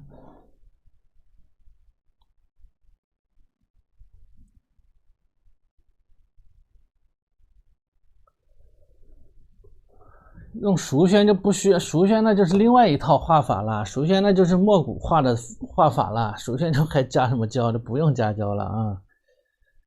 它这盒杆画的颜色特别丰富啊。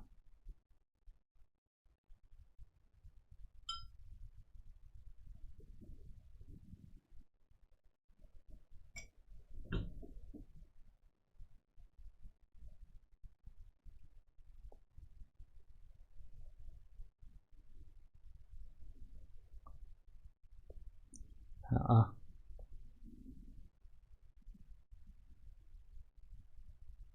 那么通常要想画出立体感啊，在一些凸起的地方它会重，凹下去的地方会虚，就是明白吧？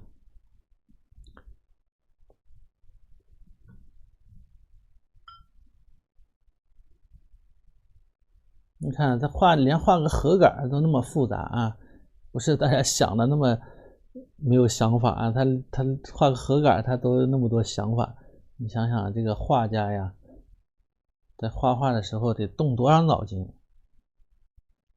很难的啊。其实想画好不容易啊。今天特别有意思啊，今天在看到一个群里边啊，大家在聊一些画画的初衷啊、初心。有同学报名的时候，他是幻想什么？幻想能够哪天成为了一位画家，对不对？我觉得挺有意思啊，能够大家聊这些，能够看出来大家是对于画画这件事情啊，是热爱的，对吧？是热爱的，只不过现在由于种种原因，导致大家的计划被打乱啊，节奏也被打乱了，然后呢，还心态也发生了这种变化，都可以理解啊。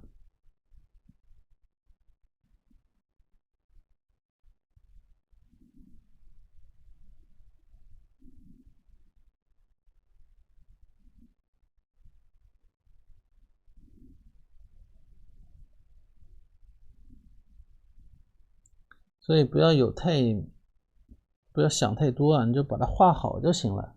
能不能成名家，那都是怎么说呢？7分靠打拼，3分天注定，对吧？像我这学了多少年美术了都，心态早已放平和了啊，不然这日子没法过了。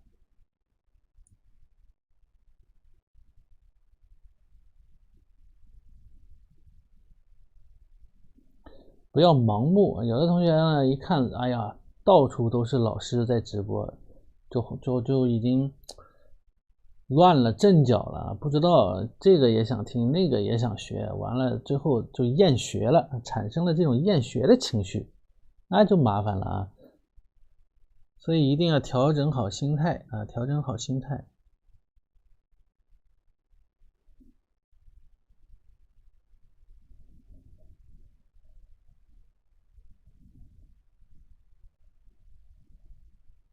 坚持自己的想法啊，不要被外界干扰的太多。有看准的啊，有看好的，就学就完了呗。这老师们的学费也不贵，对不对啊？之前都是你们学的，我一看群里有交好几万的啊，吓我一跳，是吧？好了，那么这些杆暂时先这样啊，然后得刷背景，刷完背景来画这个雪画完之后，再来调整啊，调整这些。上来把这个荷叶这个干差不多了，7分干，7分干的时候用笔，赵少昂他说了啊，等它微微潮湿还没有完全干的时候，用比较重的这个颜色或者墨，或者是赭墨啊，或者是胭脂墨，调出这么个颜色来，用这个颜色来画啊，来画。比如先画里边的荷叶的核心啊，你看现在还没有干，对吧？这阴的还是很大的啊，还是略早了一点。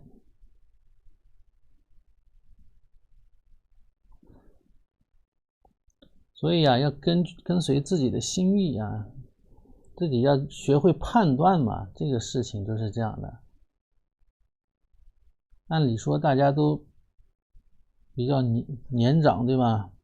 比较见多识广了，不应该还有不知道如何抉择的时候啊。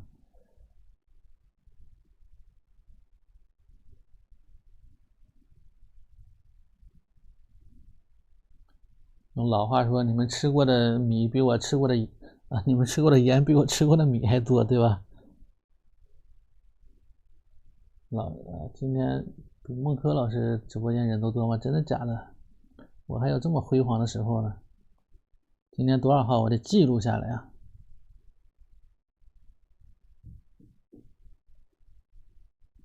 希望这只是一个开始啊，能够有更多的同学们能够认识我啊。老师从这个半幕后来到了正台前。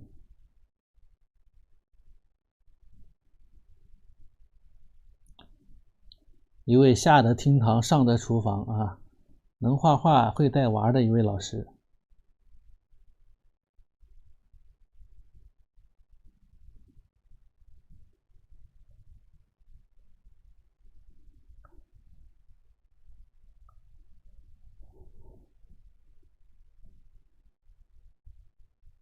好，继续。那么它这个盒杆啊，用线特别直，方直方硬，看到没有？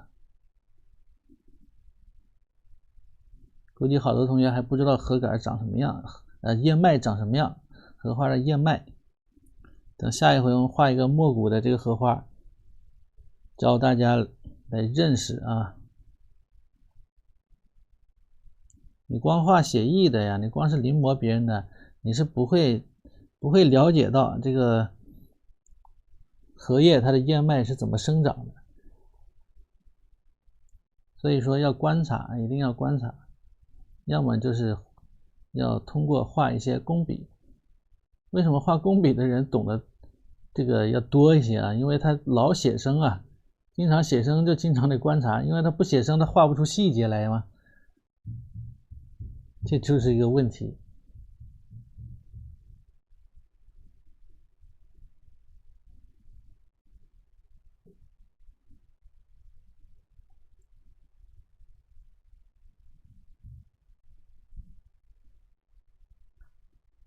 那我主页不是画了好多这种墨骨的荷花啊，也不是很多啊，有一些。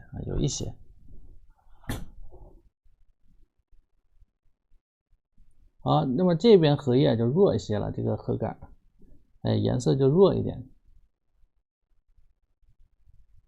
勾的也不用太仔细啊，有线的感觉就可以啊，能够给它展现出来就行。上面还有一个荷杆是这么接下来的啊，这么接下来的，我们稍微给它接一下，但是具体其实也不用太纠结它是从哪过来的。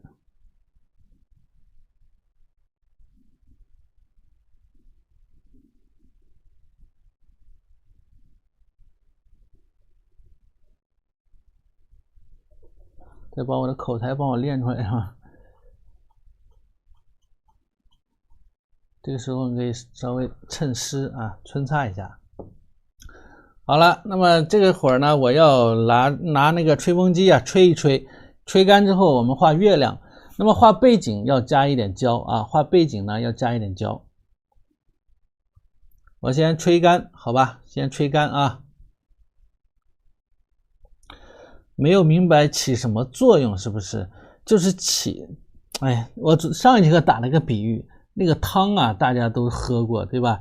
特别是食堂里的汤，上学的时候，那汤都是加了淀粉勾了芡的啊。勾了芡呢，它那个无论是蛋花呀还是紫菜呀，都是飘在上面的，对吧？是不是？它不乱跑了，对不对？它不会沉底。如果没有加那个淀粉，它就沉底了，是不是这个意思？它就乱跑啊，水呢它会乱跑呀。勾芡之后，那么它就是浓稠一些，浓稠一点的，对不对？比水浓稠啊。即使你给它倒在桌上，它可能也不会乱淌，它可能形成一个大水珠。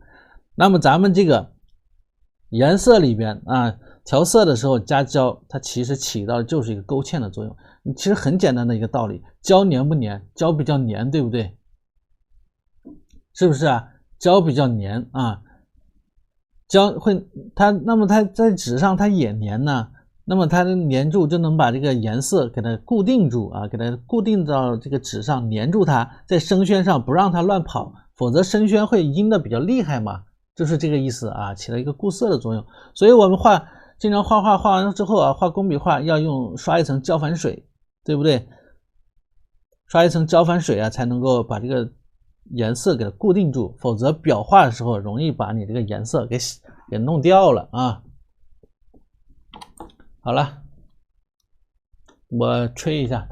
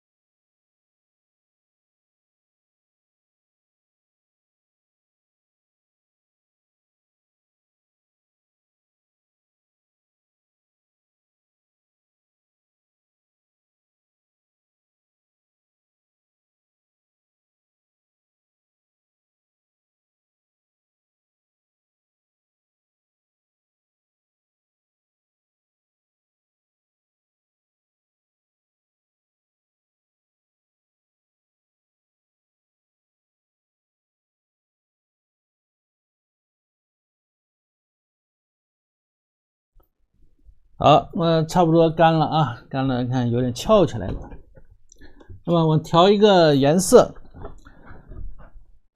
你看这个地方正好来个盘，哎，把这个月亮大小也差不多，你看看我这盘买的多好，好像小了一点，好像再大一点啊。这个应该买个稍微再大一点的，好像还是小了一点啊。那么我们就画个大一点的月亮啊，放这扣着。调色，那么调一个灰灰蓝蓝绿绿的一个颜色啊，灰灰蓝蓝绿绿的一个颜色了。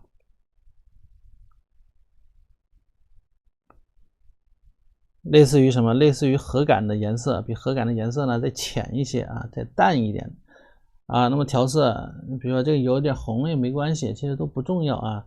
来点山绿，再来点，多来点啊，调的多一点，不然不够用。来点赭石，哎，那么灰灰绿绿的这个颜色就出来了啊。赭石和这个山绿调一块儿。还可以来点藤黄，到底下了其实要偏的暖一点，上面呢稍微偏冷一点，它有一个色相上的一个区分。现在我们要给它加点水啊，要加点水，这个不加水就太浓稠了啊，加一点完了再加点胶，那么胶呢，你也可以选择什么时候加，就是在月亮旁边的时候再用胶，其他的部分不用胶也可以，因为主要是为了把这个月亮表现出来，对不对？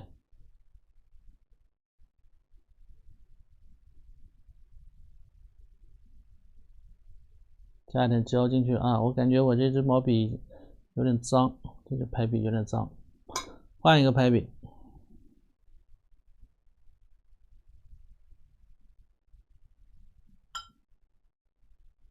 这个笔一定要干净，没有杂质，不然一画会出现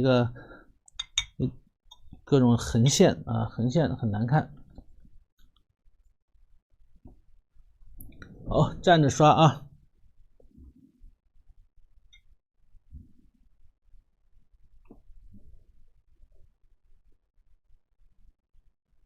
你看我这个也有杂质啊，这不行。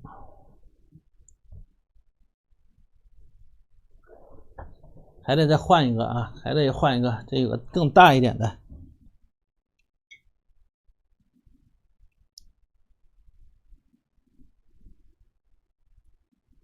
有点偏红了，因为那个刚才排比上啊，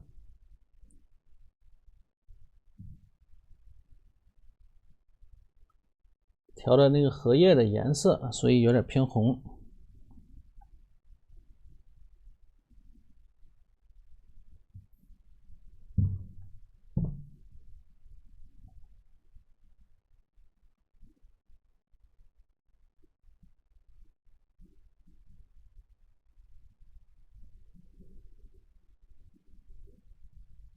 加点胶啊，笔上沾点胶，你也可以先用胶这么刷一下，然后再用颜色。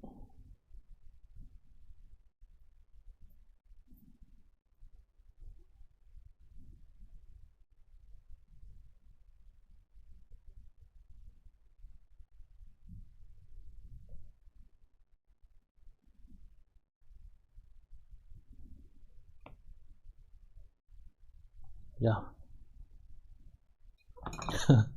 好像大了一些啊，一会儿修一下，这还不如直接用手画呢。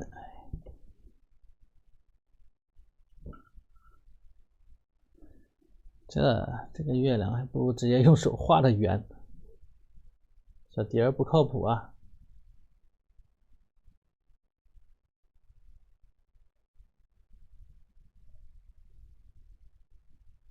你看加了胶之后，它的边缘的效果啊，给大家看一下，给大家看一下边缘这一块是什么一个状态。刚才老师不是用胶啊，先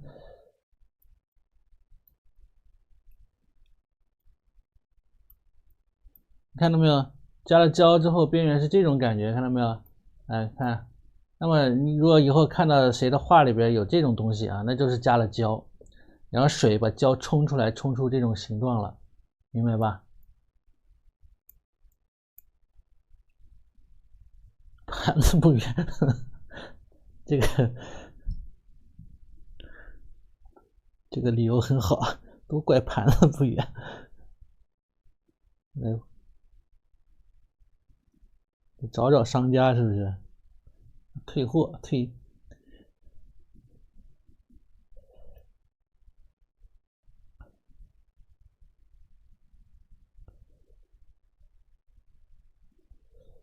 往下越来越淡啊，就加水了。底下呢不用加胶了，加水了。就每画一笔，然后蘸一点清水，画一笔蘸一点清水。这边也是啊，加水了。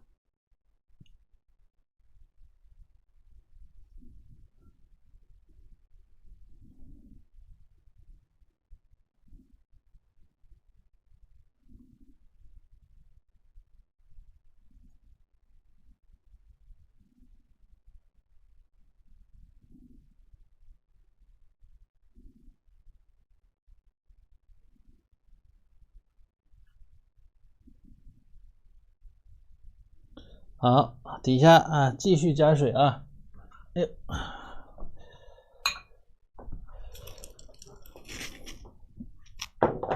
继续加水。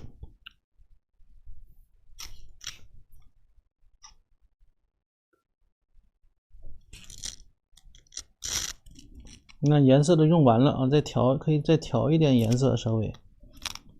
那么这边这一块呢稍微重一点啊，重一点，往上过渡，用水过渡。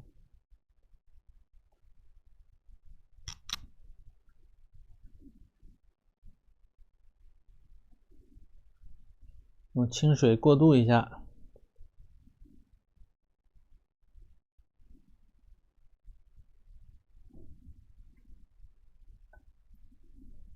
下面也可以用清水过渡一下，过渡完了之后再来加颜色。比如还缺颜色吧，底下偏一点绿啊，偏一点蓝呐、再来加啊，再来加色。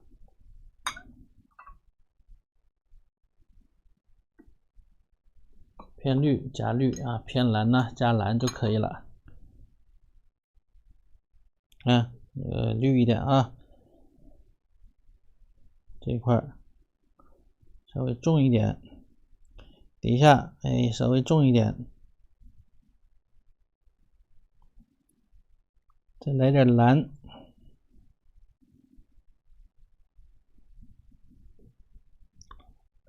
蓝蓝绿绿这个颜色。这边底下这一块稍微重一点啊，画上去，对吧？重一点画上去，上面这一块我都不敢动它了。这个月亮啊，算是没画圆，大家千万不要拿盘子画了。血淋淋的教训。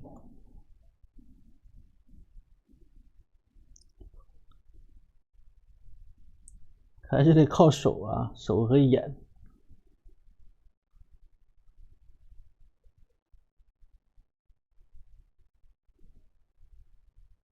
咱得相信自己，咱不能相信这个盘子啊，这真是太离谱了。我怎么能去相信一个盘子呢？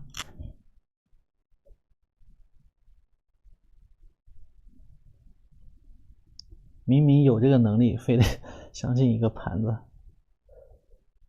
是不是？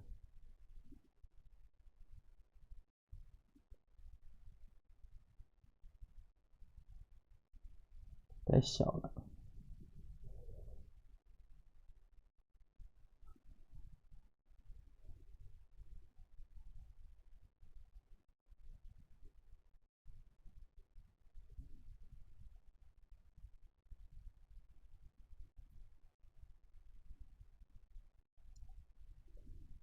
啊，凑合吧，小一点吧，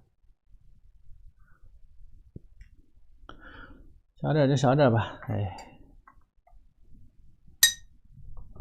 就是这么一种感觉啊。一会儿呢，把血呢就是白色，又跑沫了，你瞅瞅，嘴巴跑沫了啊。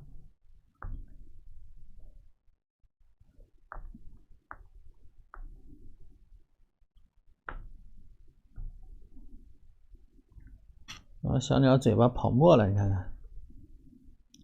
所以一般又说回来啊，一般呢先刷底色再画画，不然的话你看容易跑，是不是？容易跑沫啊。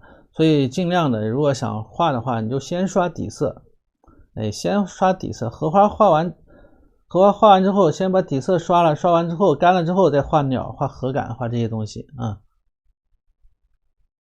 谢谢新华，谢谢新华同学啊，买来老师的课。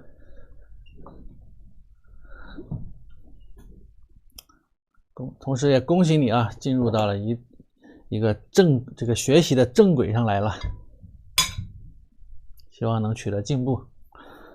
那么我们用白色啊来把这个雪给画一画啊，白色把雪画一画。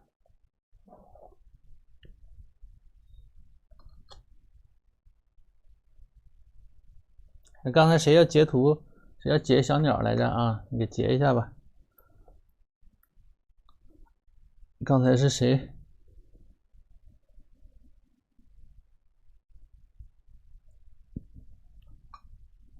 我正好挤一个白色，白色多挤点。这回呢，可能要把这个雪画一画。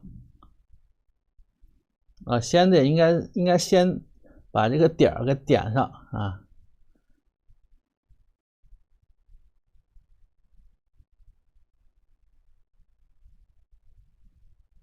先点点啊，先把点给点了。先画血也行啊，先画血也可以，画完再点吧。白色最好有一只，从来不用盘它。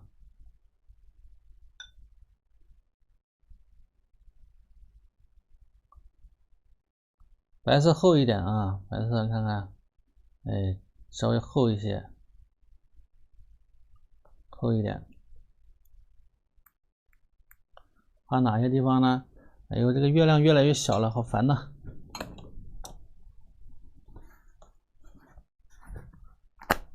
这就是这个用胶的时候一定要注意啊，这个水呀，它能把这个胶啊冲的跑的无限大、无限远。你看看跑多远，一下跑了2厘米，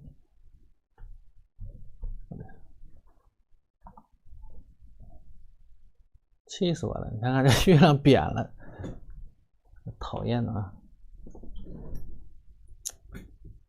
哎，等会儿我再修整，看能不能修整一下。来，把血画一画。那血呢，要给它积在一边啊，积到一边就行了，厚一点啊，血要厚一点，所以比较费白。都是月亮惹的祸，对，都是月亮惹的祸，都是盘子惹的祸。我回头用白色看能不能给盖住。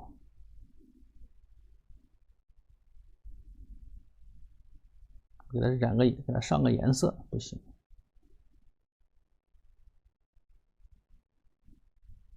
气人。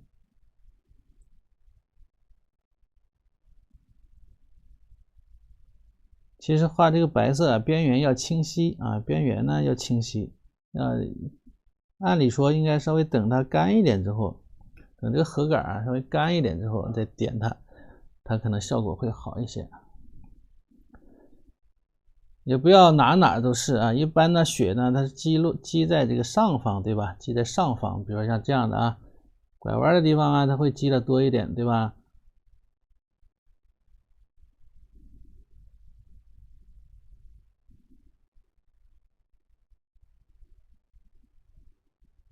那拐弯的地方有一点，对吧？哎，这个里边有一些，区分一下2个核杆，然后这一块啊，拐弯的地方，鼓起来的地方，它就能盛住血嘛，能盛出来啊，盛出血来。这一块呢也是啊，鼓起来的地方会多一点。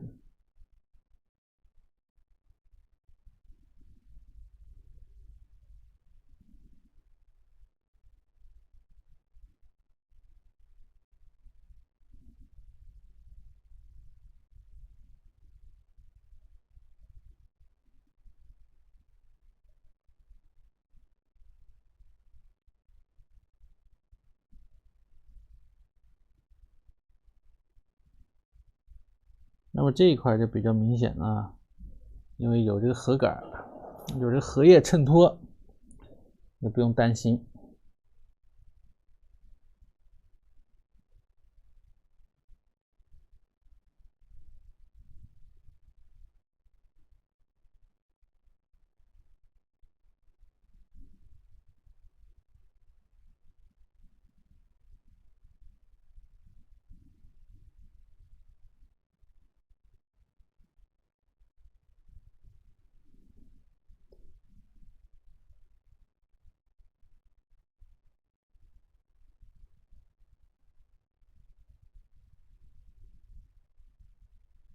它这个核杆，它里边还又后期又加了一点，有的地方加了3绿啊，有的各种各样颜色，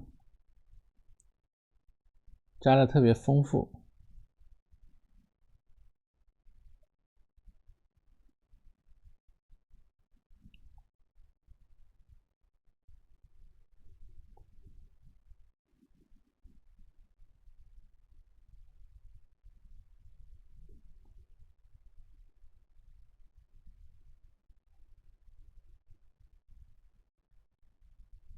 哎，这个加完这一块这个荷叶这一块加完就比较好看了啊。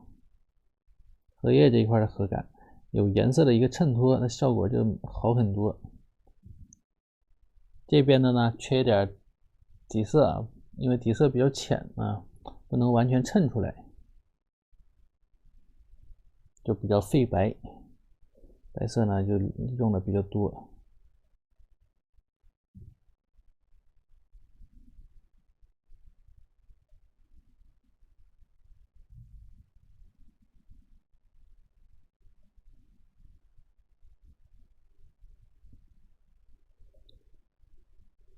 好，那么因为它不明显的其实也不用加太多了嘛，也少加一点呢，反正也看不到。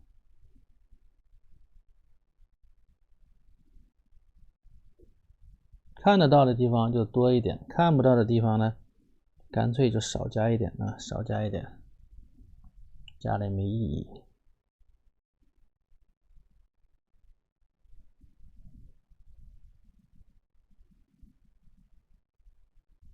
把荷杆的一些飞白的地方用笔啊要留住，你不要因为加血之后把那些飞白的地方给盖住了啊，给它留住一点。干枯的荷叶啊，它就能够表现出来啊，这种干枯的感觉啊，就空了，是吧？你知道这个荷杆能做什么东西吗？有没有同学知道荷杆能干什么用？看看大家知不知道啊？跟我们画画相关的。谁解读的好有诗意啊？我看一下怎么解读的。不是雪吧？感觉荷杆是反射的月光啊，是雪啊，它撒了好多雪点呢。哎，对对对对，做印泥可以用。哎呀，大家都知道啊。对，这个荷杆它做印泥用的。那个丝你知道吧？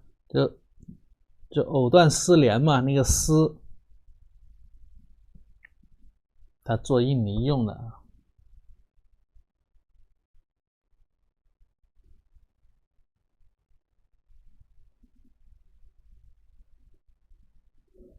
因为吃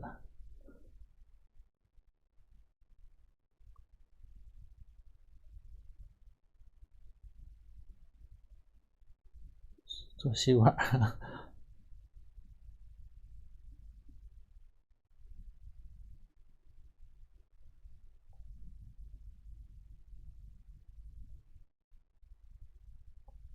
这个荷叶上面啊，其实呢也可以来一点。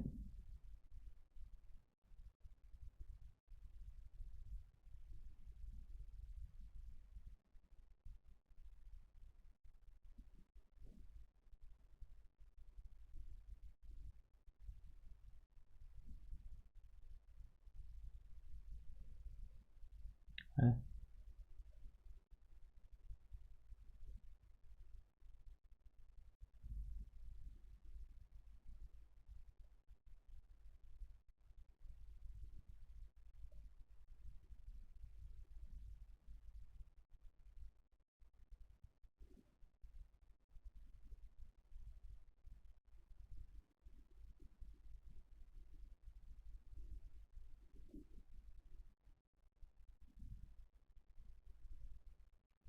雪景，这算不算雪景？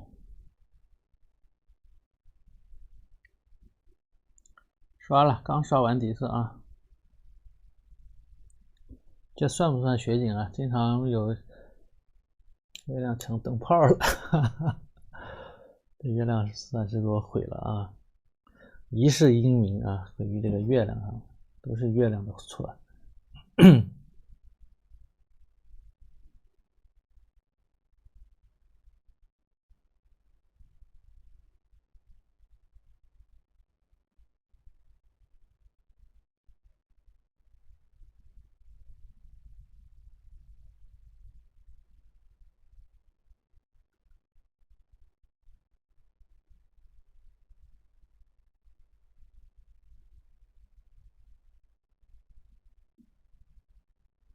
好，还是很漂亮啊，虽然呢月亮不给力啊，等会儿我收拾它。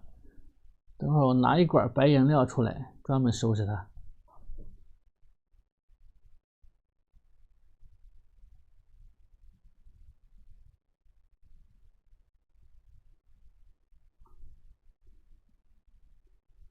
现在刷这个地方它也刷不出来了，明白吧？你现在必须得不能再，要么就把它用白色给它盖住，再刷，那么这个颜色它不均匀了，刷不到一块去了，所以现在不能再刷了。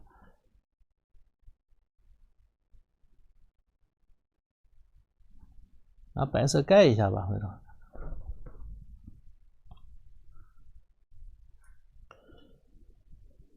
好啊。下面呢，我们要洒血啊，洒血啊。其实这个底下这个什么是不是还没画？底下的这个浮萍还没画啊，浮萍还没画。底下浮萍呢，淡淡的绿色啊，淡淡的绿色，有点还没有干。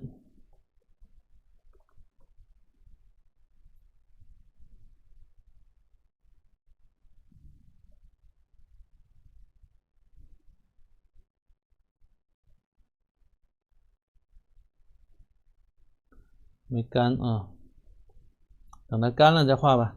我也懒得吹它了，吹也吹不干啊。然后再吹一下，再吹一下。你看这个嘴巴跑沫了，看到没有？嘴巴又跑沫了，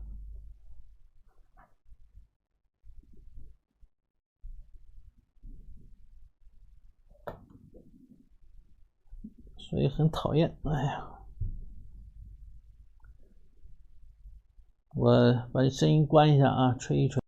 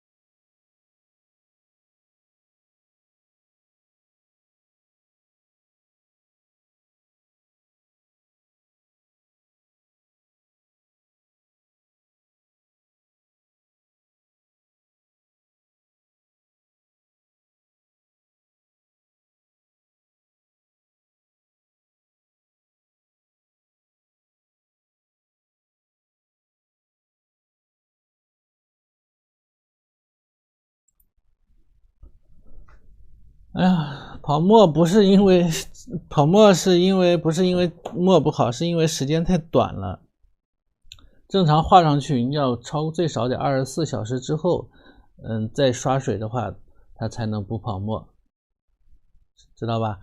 如果是时间太短了，它是容易跑沫。比如说咱们刚画的，你就刷，它肯定会跑沫啊，它就容易跑，因为它。沫不跑的原因是因为什么？因为沫里边含有胶啊，这个胶完全干透了之后啊，完完全全干透，它需要时间的啊，它才能不跑，它才能把胶固定住啊，把这个沫啊固定在纸上，明白吧？所以啊，它就容易跑啊。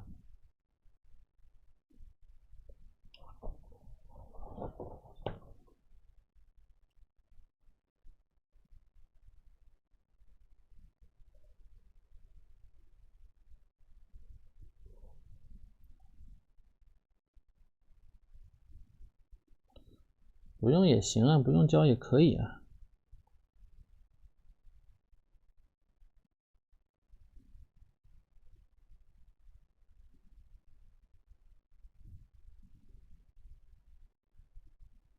不想用我也阻止不了你，对不对？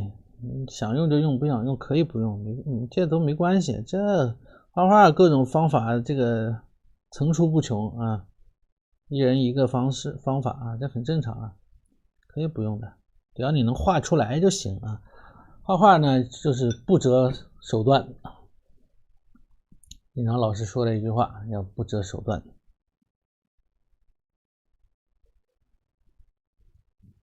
做人不行啊，画画可以。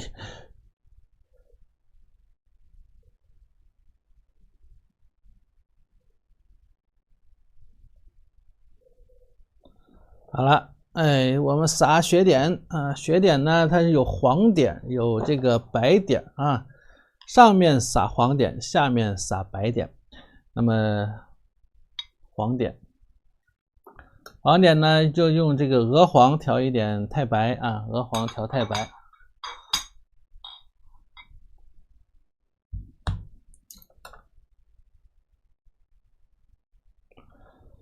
没事，这个月亮不是事儿，对吧？它虽然它跑了，没有画好啊，它这个缩了一圈，但是它也掩饰不住老师的才华呀。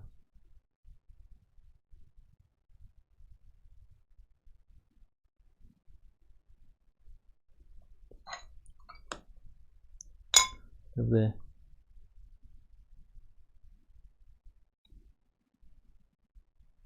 它妨碍我吹牛吗？也不妨碍我吹牛，对不对？来，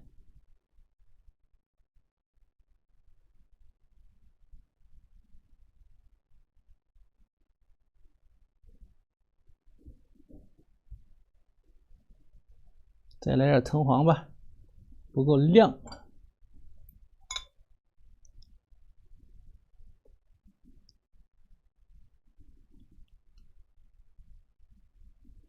这个盘子回头我记住它了啊，下课了我就拿给我儿子玩。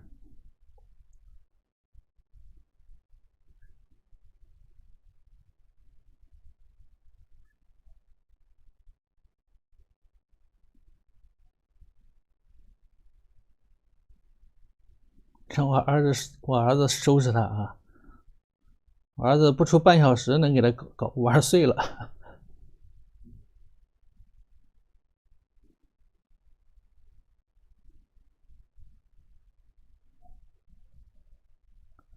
好，调稀一点啊，稍微稀一点。其实用一支大毛笔更好，这毛笔太小了，太小不一定能撒出点来啊。准备2个笔啊，再准备一支干净的啊，不要有水。敲一敲，这样敲一下。它上面的点它是黄色的点，它喜欢撒黄色的点，你看到我天呐，撒我一脸。那撒下去没什么反应啊，没什么反应，就是还不够浓。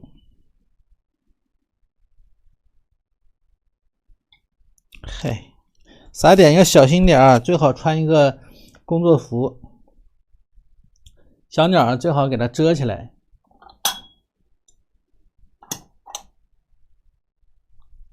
小鸟给它遮起来啊，给它遮起一点，遮起来一点，请把这个身体部分来给它遮住，不然撒的到处是的。别摔了啊，小心别摔了。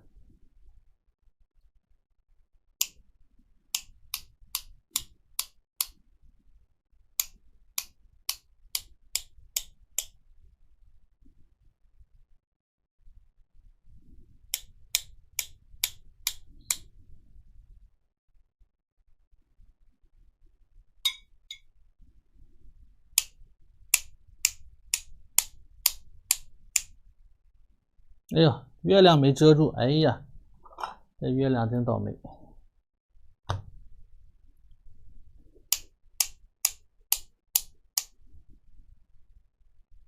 啊，撒一些黄点，荷叶上啊，它撒一些黄点啊，然后底下呢，它是又撒了一些白点。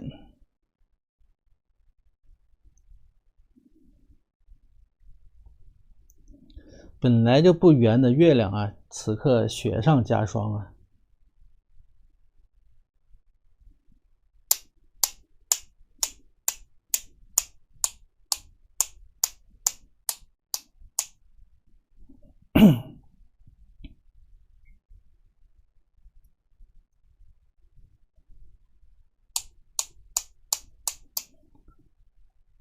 这边呢，来一点白的，再来点白的啊，好玩不？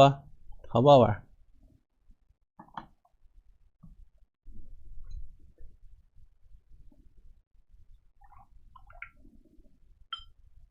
口感上要点啊，一会儿再点。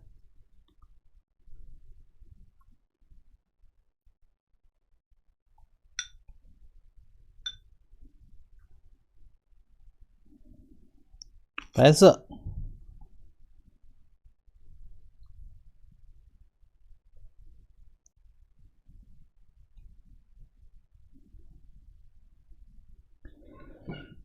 本不富裕的家庭，雪上加霜。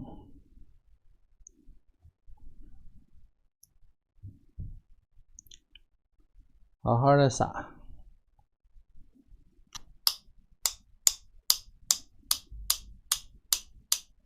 撒我一脸。敲的时候小心点，离远一点。你看这个，它一敲，它一反弹，我手上都是，手上、脸上都是，现在都得洗脸。有些地方干脆就点点算了啊，你就干脆就点一点大一点的这个白点算了，这也不是特别的明显啊。通常像这样的，如果是这个宣纸的话，如果是宣纸的话，它裱出来会明显啊，不裱的话它不太明显。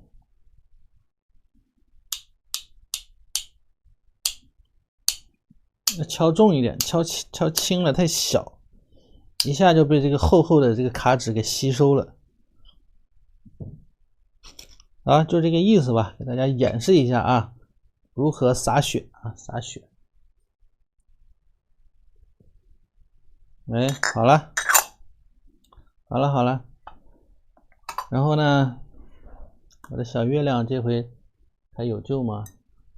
本来是用，你看看啊，一开始扣的是这么大个盘子，现在变成这么大个盘子，比这个盘子还小。月亮缩水缩的严重，这就是因为什么？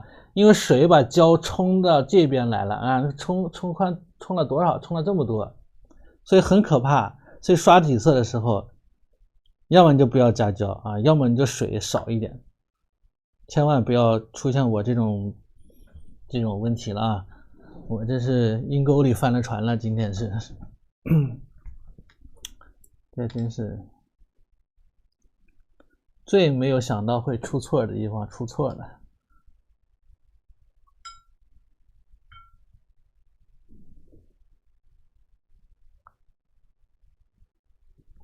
都是月亮惹的祸啊！好，来点墨，把这个核杆呢点的地方给点一下啊，点一点。一会儿我用这个白颜料啊，把月亮给它盖一盖，给它遮盖一下。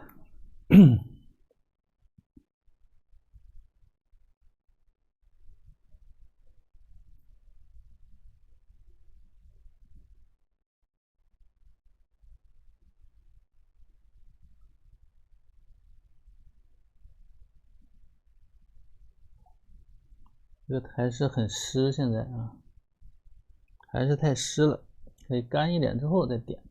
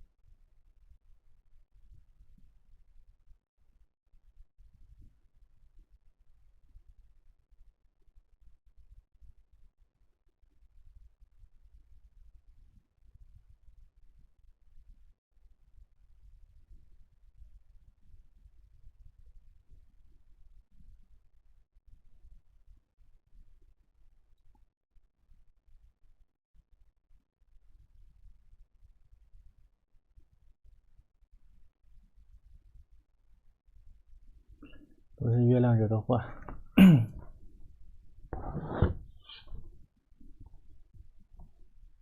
最欢乐的一天，看我翻车是不是就很高兴啊？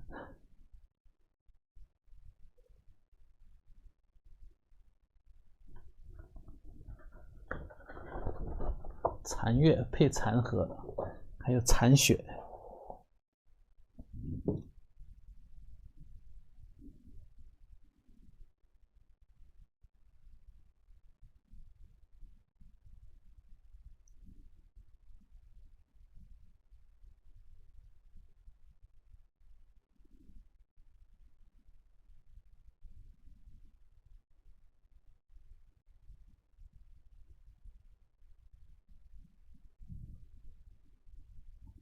改成月牙，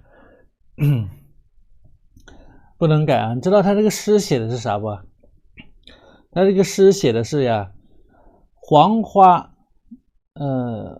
昏花影时分月，就是一个圆月啊。时分月呢，就是一个圆月、满月，明白吧？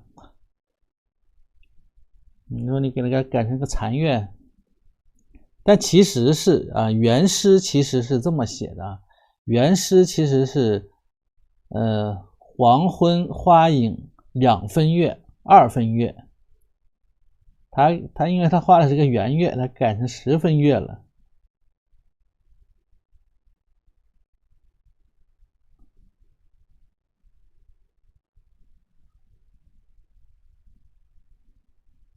这把诗改了啊。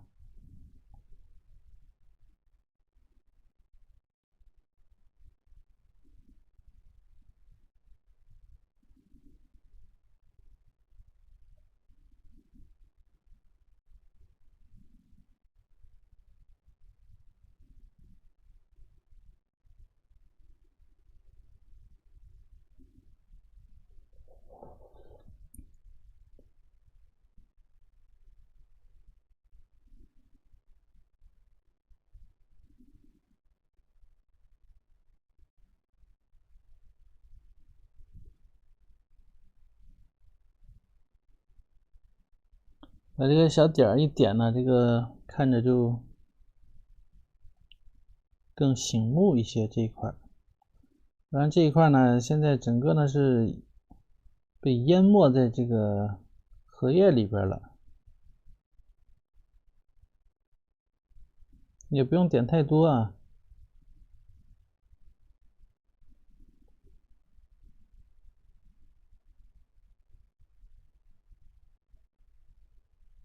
好，差不多，差不多。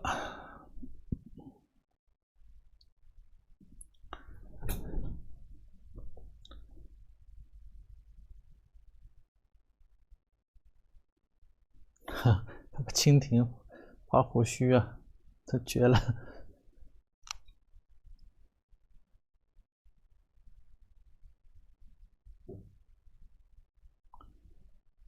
小月亮啊，我看看试一试能不能遮住一点啊，好像也可以啊。来，我们动它啊，上太白，今天必须得改好。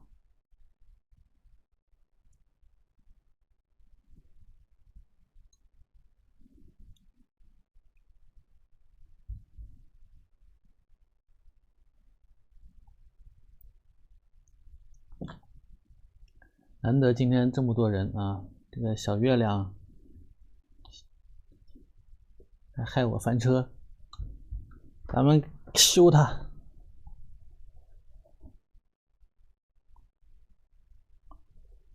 我看看，我先把这地方修一修啊。算了，既然修就大胆的修吧。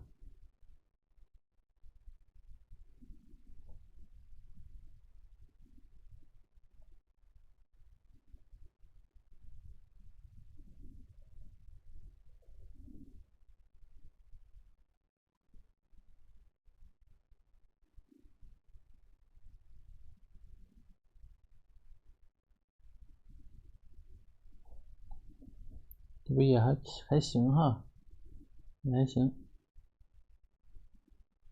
我这块白颜料都快挤没了。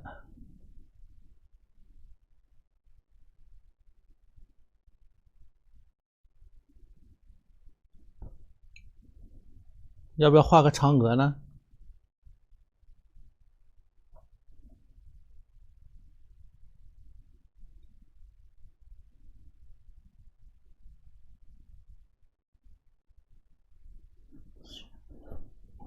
画个月兔。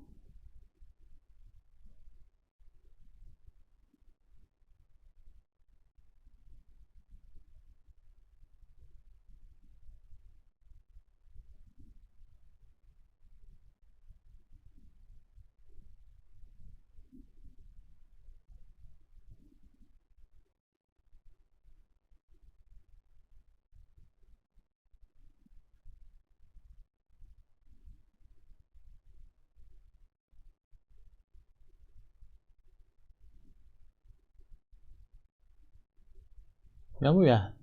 看一下啊，不知道圆不圆呢？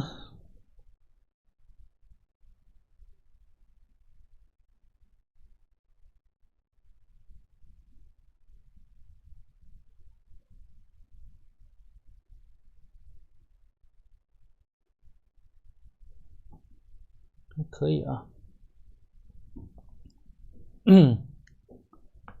好，再来，继续，还不够，盖不住。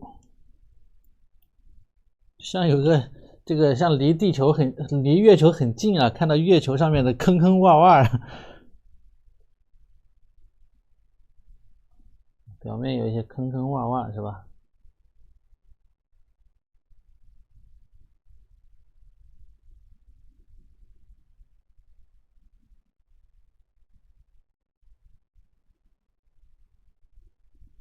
藤黄。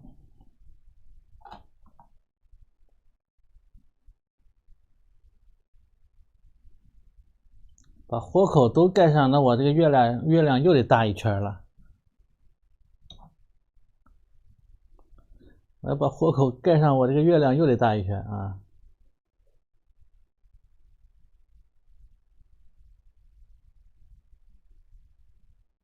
来这黄啊。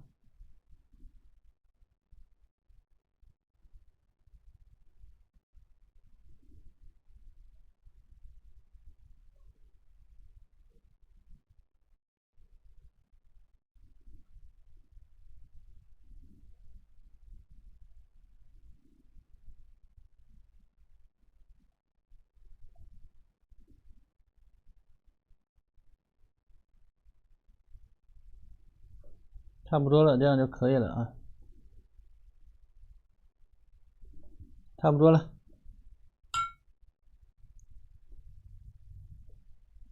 还是个好月亮。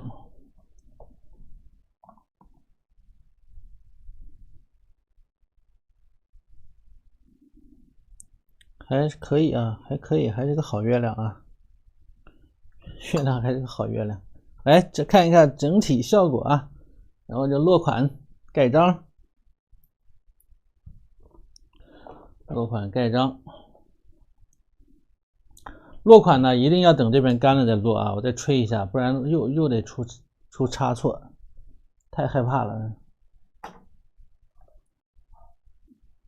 这个一定要干了之后再写。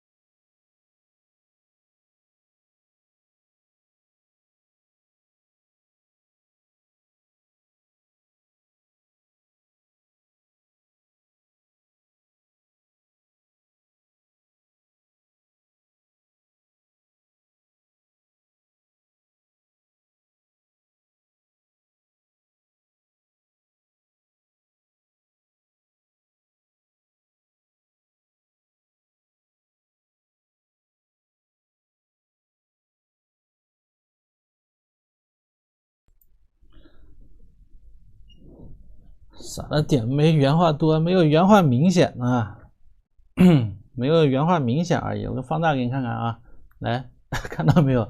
只是说没有原画的那么明显。那有一些人可以自己点一点上去啊，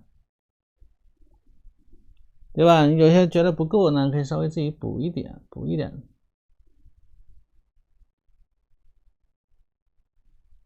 就真真假假掺到一块儿，对吧？有的是真的点，有的呢是假的点。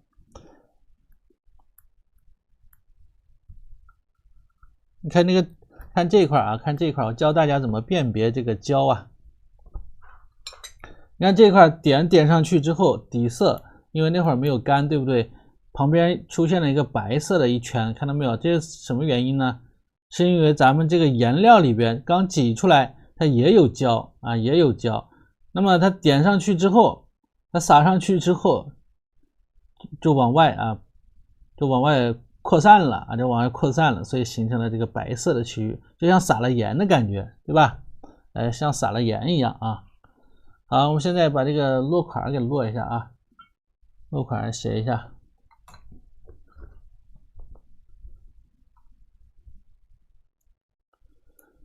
咱们的课程啊，在1号链接啊，在1号链接啊，喜欢咱们课程的同学，别忘了点击1号链接。那么是120节课，120节课啊。同时给老师点点关注啊，点点关注，这个是最重要，好不好？点点关注啊，加个粉丝牌，咱们的这课程的这个案例信息等等这些都会发送给大家，不至于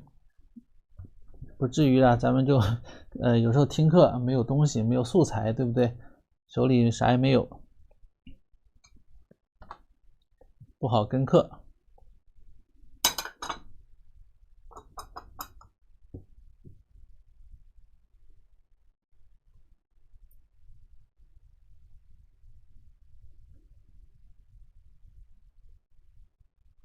那么120节课，目前呢才上了多少节啊？这是第40节啊，第40节啊，不，没有40节，这还没有40节，40节是包括里边有赠课，比如说老师年后第1节课呢是赠送给大家的，对吧？还有赠课，比如说有时候我1节课画了2个案例啊，那样的啊，都作为赠课，所以还是很划算。写的啥？黄昏花影。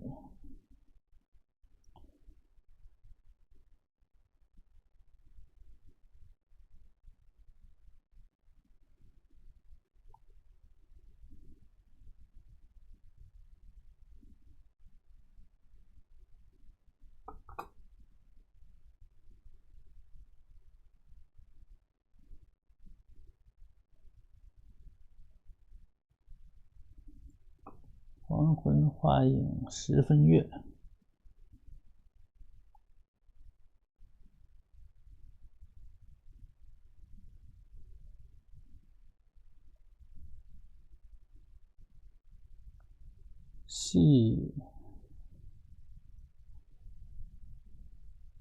细雨荷塘一半烟啊。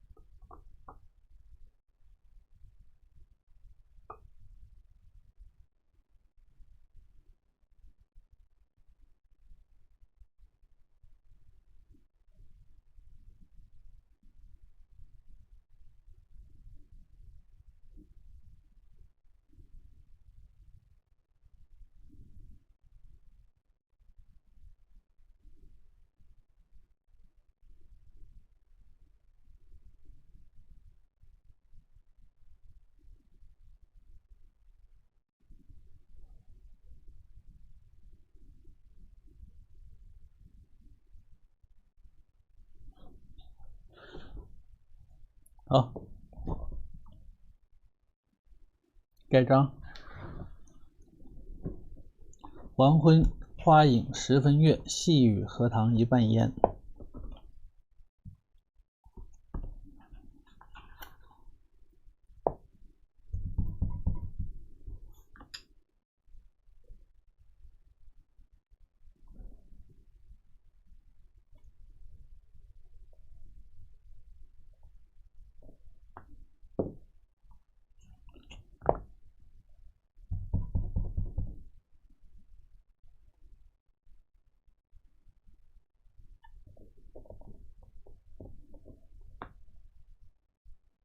没有上印尼啊，没有上印尼。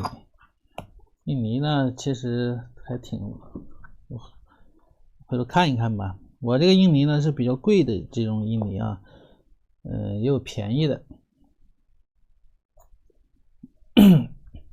好了，咱们今天这个啊，又是完美收官啊，完美收官。